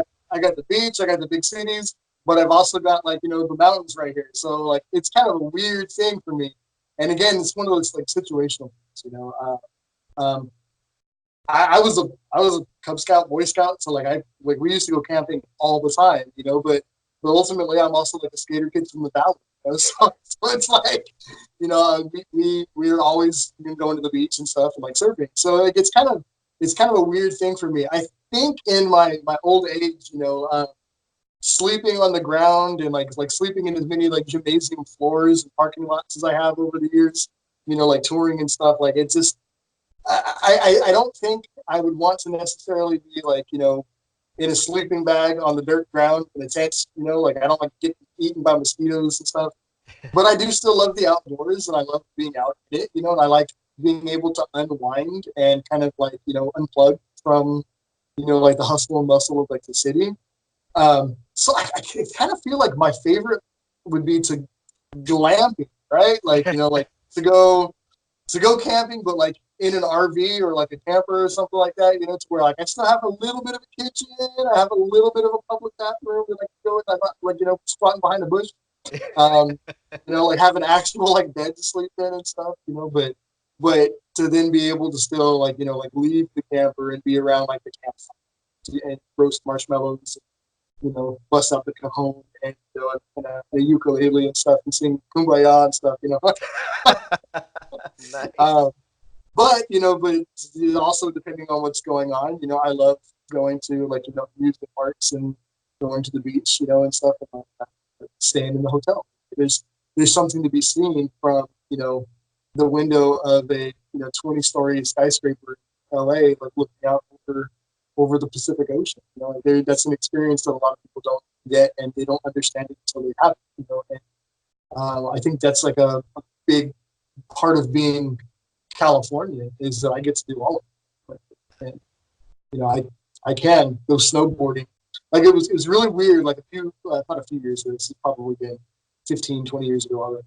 But like one day, like me and a bunch of friends just decided, all right, so like how much crap can we cram into one day? You know, and literally being able to snowboard in the mountains the same day that we were surfing in the beach just hours apart from each other the same day. That's something that not a lot of people can really experience, you know, and that's just a way of life for Californians, you know, like you know, there's so much stuff to do here, you know, and we get so many different like I mean you can be in Death Valley, you know, in the desert, or you can be on the beach, or you can be up in the mountains, you know, or and it's so many different environments and stuff that you can possibly be in and stuff. So it's you know, like I think that's kind of the way I look at it. It's like it's a situational thing, but given my old age and stuff, I'd have to say that the glamping is probably my preferred.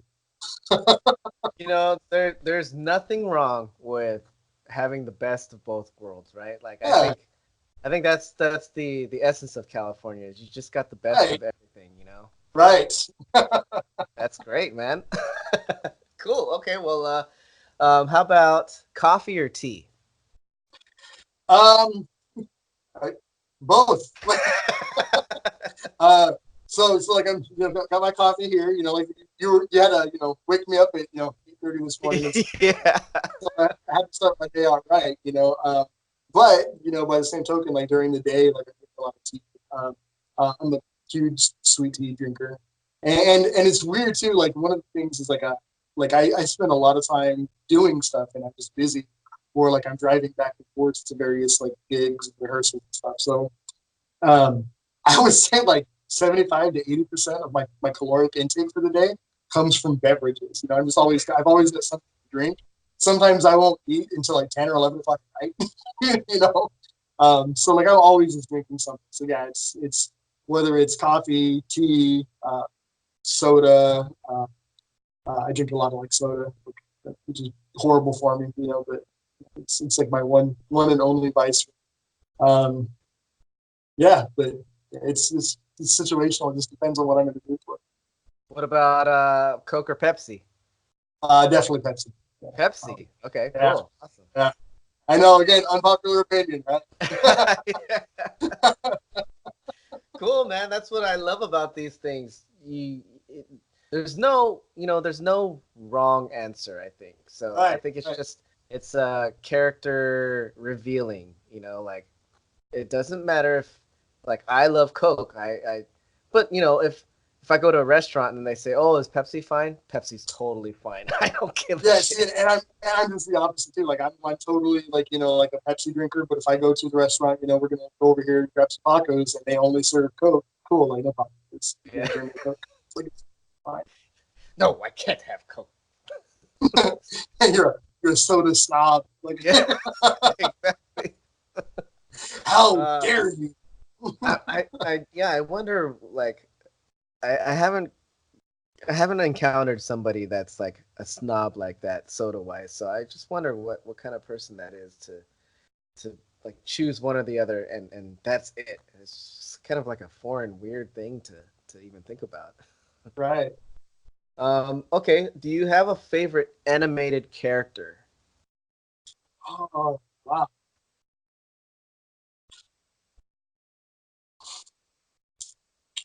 I don't know that I have any specific like favorites. Um, like I'm a huge comic book nerd. Uh, like I mentioned, I'm an artist myself and stuff. Um, Disney and Marvel have like a very like I have a lot of like really like big respect for both of those companies and like the characters and the stories and stuff they've developed over the years. I don't know that I have any one specific like cartoon or comic book character that I like more than uh, I like DC Comics. I like Marvel Comics, Image Comics. Dark Horse used to be a really cool company. So Valiant Comics.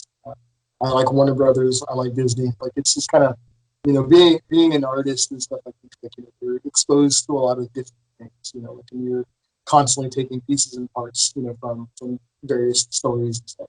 So um, if I had to choose any one specific storyline or story arc, um,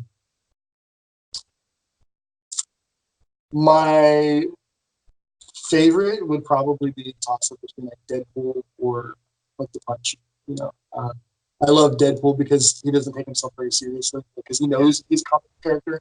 Like the fact that he's self aware that he's a comic character. I really kind of like that side of him and stuff. So the way he interacts with other comic characters, I find hilarious. Because he doesn't take anything seriously, and I try not to take anything too seriously. So I think it's kind of like relatable. But like Spider-Man, by the same token, um, just a high school kid trying to figure out what to do with his life, with given all of a sudden like all this new power and responsibilities dropped in his lap, and he's just all of a sudden got to try to figure it out. So I think that's something that all of us can kind of relate to at one point or another in our lives. Like whether it because of a trauma, like losing a loved one, and then kind of having to man up, so to speak, from there. I think that's something that's a very relatable topic to a lot of people. Um, so yeah, I think it'd be a toss up between, you know, those three characters. You got Deadpool, who doesn't take himself seriously. Peter Parker and Spider Man, who's just trying to figure himself out, or Punisher, who just wants to like get vengeance on everybody that's ever done him or his family wrong. So those three themes are all very very relatable. Cool, man. Yeah, wide gamut. You gotta just kind of spread it out. Right. All right, cool. And that's the beauty of these questions is uh not necessarily like what you choose, but like if if I were in a speed dating situation, right, and I was like sitting across from somebody and I was asking these questions, I don't necessarily think I would care what the answers were, but how they Yeah. answered them, you know? So Yeah, that's, it's the why you would answer something as opposed to what the answer is. yeah. And how it like reveals your personality and your character. I Yeah. think those are more important. And I would hope that people who actually do go and speed date and go to these things, because I actually took a lot of these questions from an actual speed dating website. So Oh wow. yeah, so I'm like I'm wondering if people are cognizant of that when they're at these, because you know there's so much going on. You gotta like try to impress this person in like a matter of 5 minutes or whatever the time limit is. Right. Like actually kind of like pressure filled. So you know, it's more like I think if you really want to be successful at a speed dating event, you go in there and just and be ready for to have fun. You know, like don't like put so much pressure on yourself to find the right answer. It's more about just Right. answering how you feel inside. Yeah, it's crazy. That's why I love these questions because I know it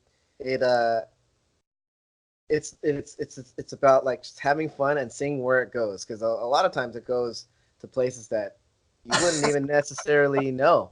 And the great Right. part is there's no time limit on this thing. We could go 5 minutes, we could go 5 hours, man.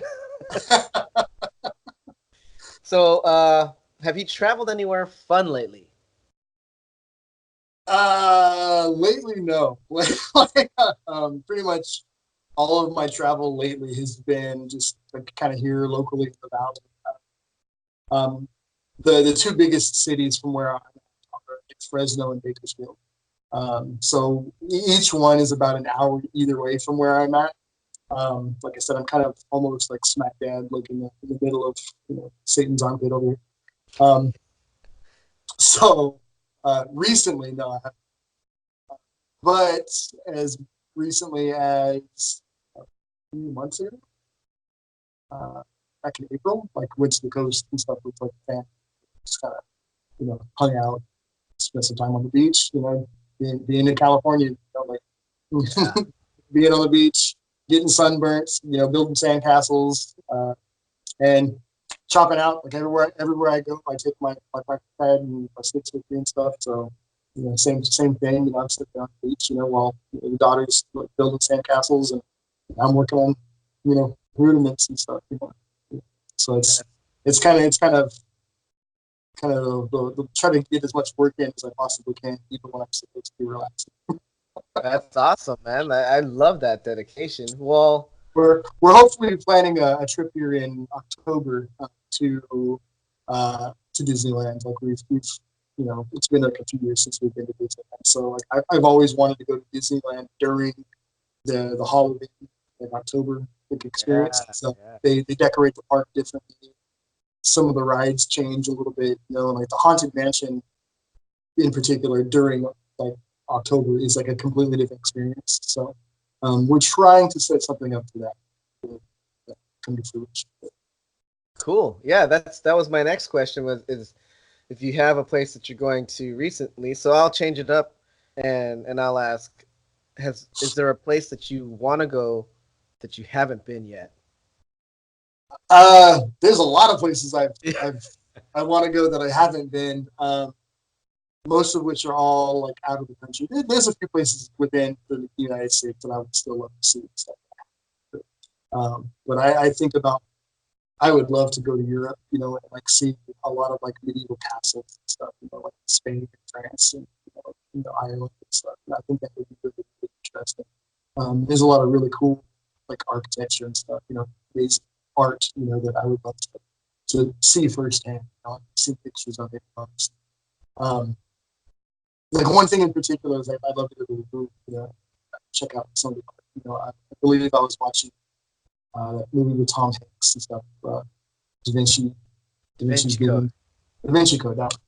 And I remember there was a picture or a scene where he's in the Louvre and he's looking at a particular piece of art, and you see him standing there, and like the painting is just massive. It's like 30 feet tall and like 100 feet wide. And it's just this giant painting.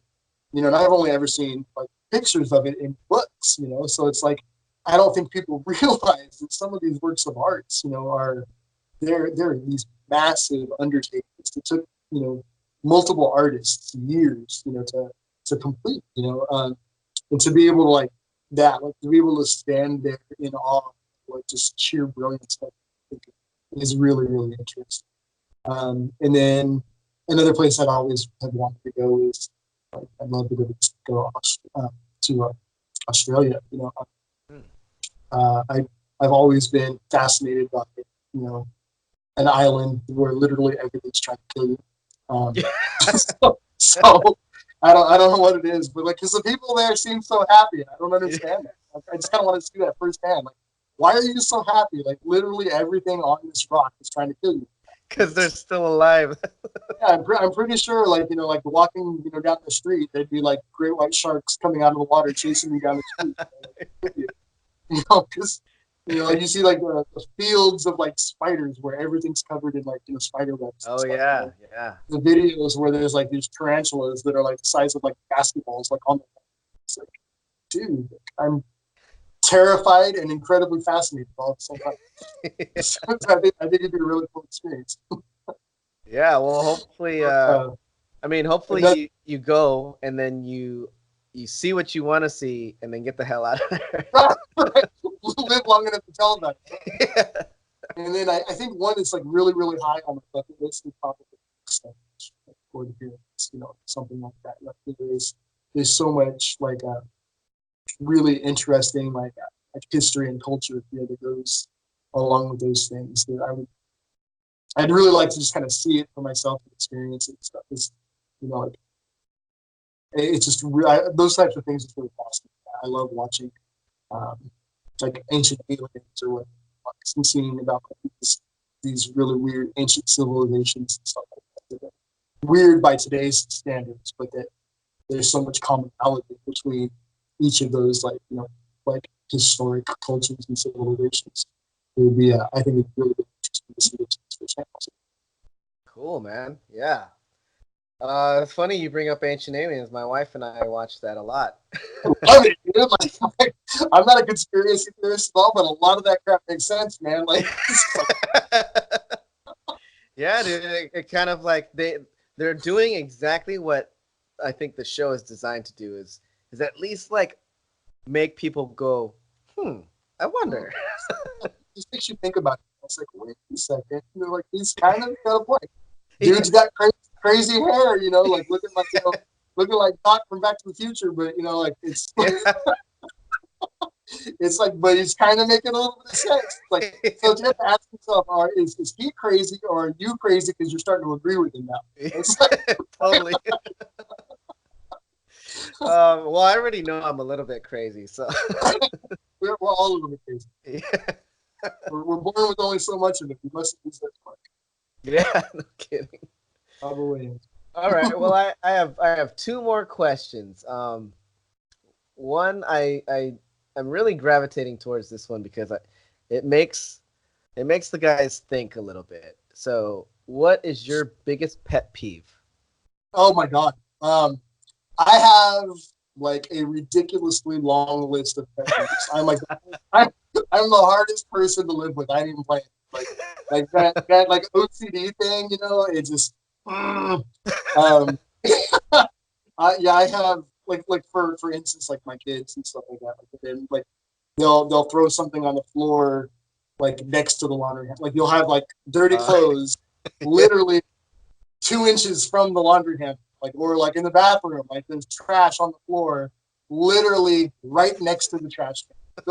Those things drive me nuts.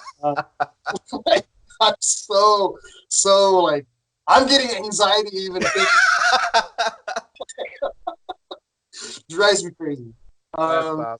So those are huge pet peeves. People that like chew with their mouth open, like that drives me nuts. Well, I think one of my biggest pet peeves, so like if I'm like being not being silly, just being like honest, is just rudeness. Like people that are just rude to people for no apparent reason.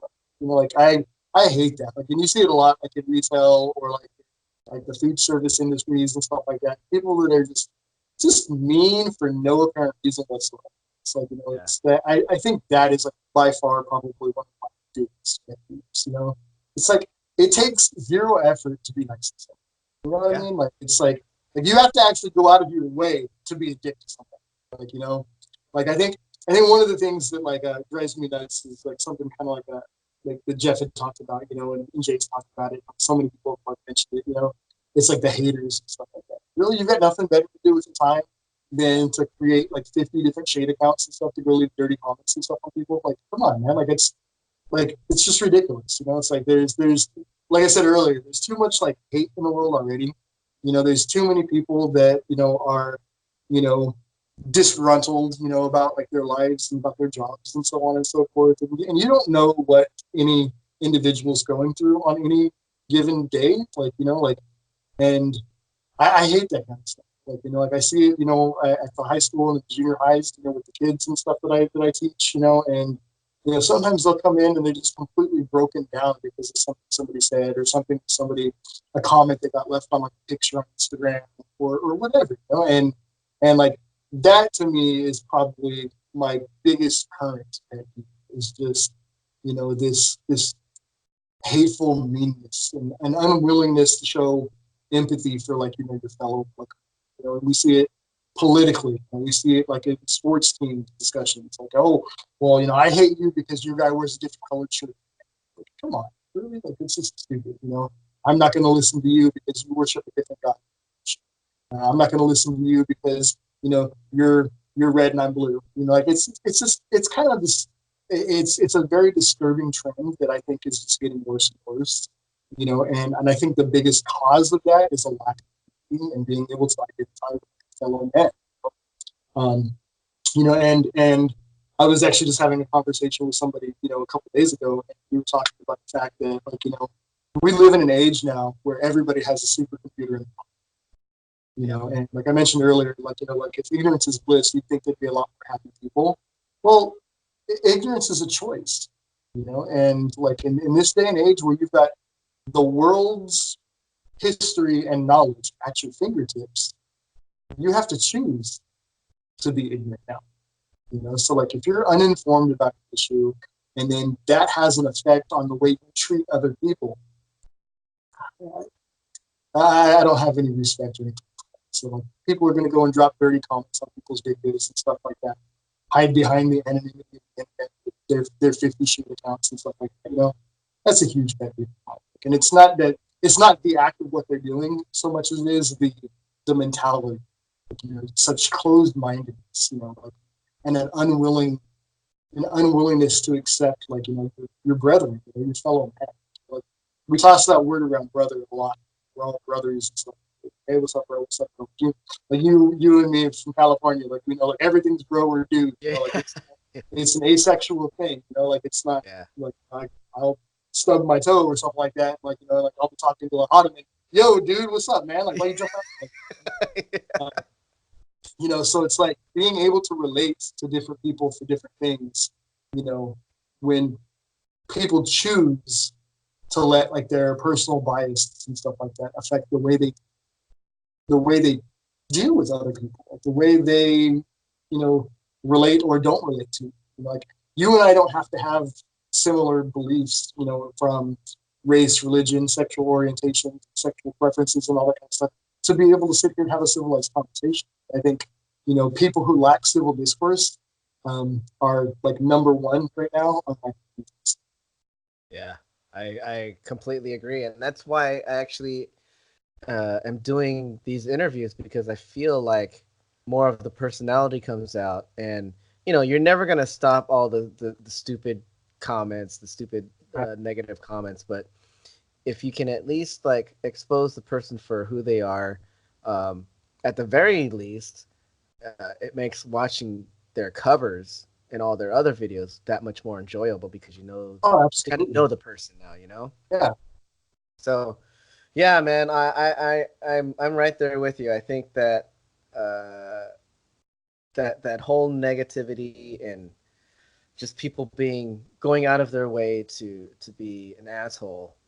Uh, yeah, I just feel like part of it is like I feel like people like to play the part of the villain nowadays. Oh yeah. And Or the victim a lot of times too. Like not yeah, just the that's villain, true. the Yeah, victim. Like it's yeah. that's a big part of it as well. Oof, yeah, that might be even worse. Like, Right. No, like and it's you get into these situations where you find out just like how completely narcissistic some people are, you know, and to a borderline sociopathic level, right? You know, to where ah, they're the hero or the victim, like, but there's zero personal accountability. Like, you know, like they're never to blame for you. It's always like either they're taking all the credit, you know, or none of it is selected. You know, it's very few situations are ever like it's always where like yeah you may have done something but you were you know like there was other people that were involved in it as well. No one's ever 100% guilty on something or 100%. You, most of these types of situations, there's usually like a back and forth that goes on that contributes to it and stuff, you know. So, um, yeah, like I one of the songs with my metal band, it specifically talks about some of these types of issues and stuff like that, where hero or victim, whatever. And it's something that I unfortunately like. It's very close to home for me, just because of the situation that I've been in the last several years and stuff. But and it's probably one of the reasons why those things with like the commenters and stuff like that really kind of bugs me because I don't typically let those things get under my skin, and if somebody comes at me, like if you were to like post on like like one of my videos and said like, hey man, like I really did this song but you just didn't do it and you does this, like I would respect you for being honest about that and like giving me some kind of legitimate critical feedback, whereas somebody that just is talking shit for the means of just trolling, and then can't even do it from their own account. yeah, Like I have zero respect for you, and it's kind of unfortunate that we do have a few people like in the community that are like that. For the most part, I think all of us know who those people are, understand. That, it is what it is. It's probably not going to stop anytime soon, So, yeah, it's not going to stop me from posting videos talking about you. So, yeah, totally. Well, good for that. I mean, I want to see all of us keep posting videos. I think yeah. it from the moment that I posted my first video, my life changed for the better, and Oh yeah, definitely. getting to know a lot of us in the community, it just keeps getting better and better every day, and the the world will be a much worse place the day that none of us post any more videos. So I hope that Oh, never absolutely. happens. I agree completely. Cool, man. Well, last question. I like to ask this one because this is I almost never get a middle ground answer. I always usually get one or the other. So I'm like king of the middle ground situation. yeah, I've been noticing that. So here goes. Are you a early riser or a night owl? So, so this is okay. So oddly enough, I'm actually what's referred to as the sleepless elite. Okay, Ah, I am okay. I am a person who goes to bed incredibly late, like 2, 3 in the morning, and I'm typically up by 7, 7:30. Like it's like I very rarely get more than 3 to 5 hours of sleep at a time. I actually really enjoy the idea of like I don't know if you're familiar with the Uberman sleep cycle, which basically it's like a Da Vinci, Tesla, Michelangelo, several other like inventors uh, and various highly intellectual people that use this sleep cycle, which they take 6 equal length or 6 20-minute naps that are equally spaced throughout the course of the day. They basically just power nap, and it's supposed to be like helps you stay like focused and uh, productive, and a lot of them felt like they just couldn't get enough work done, because of how much they were sleeping. So I'm kind of like that, but without the naps. I don't take the naps. Yeah. So I typically I very very rarely in bed for 2 o'clock.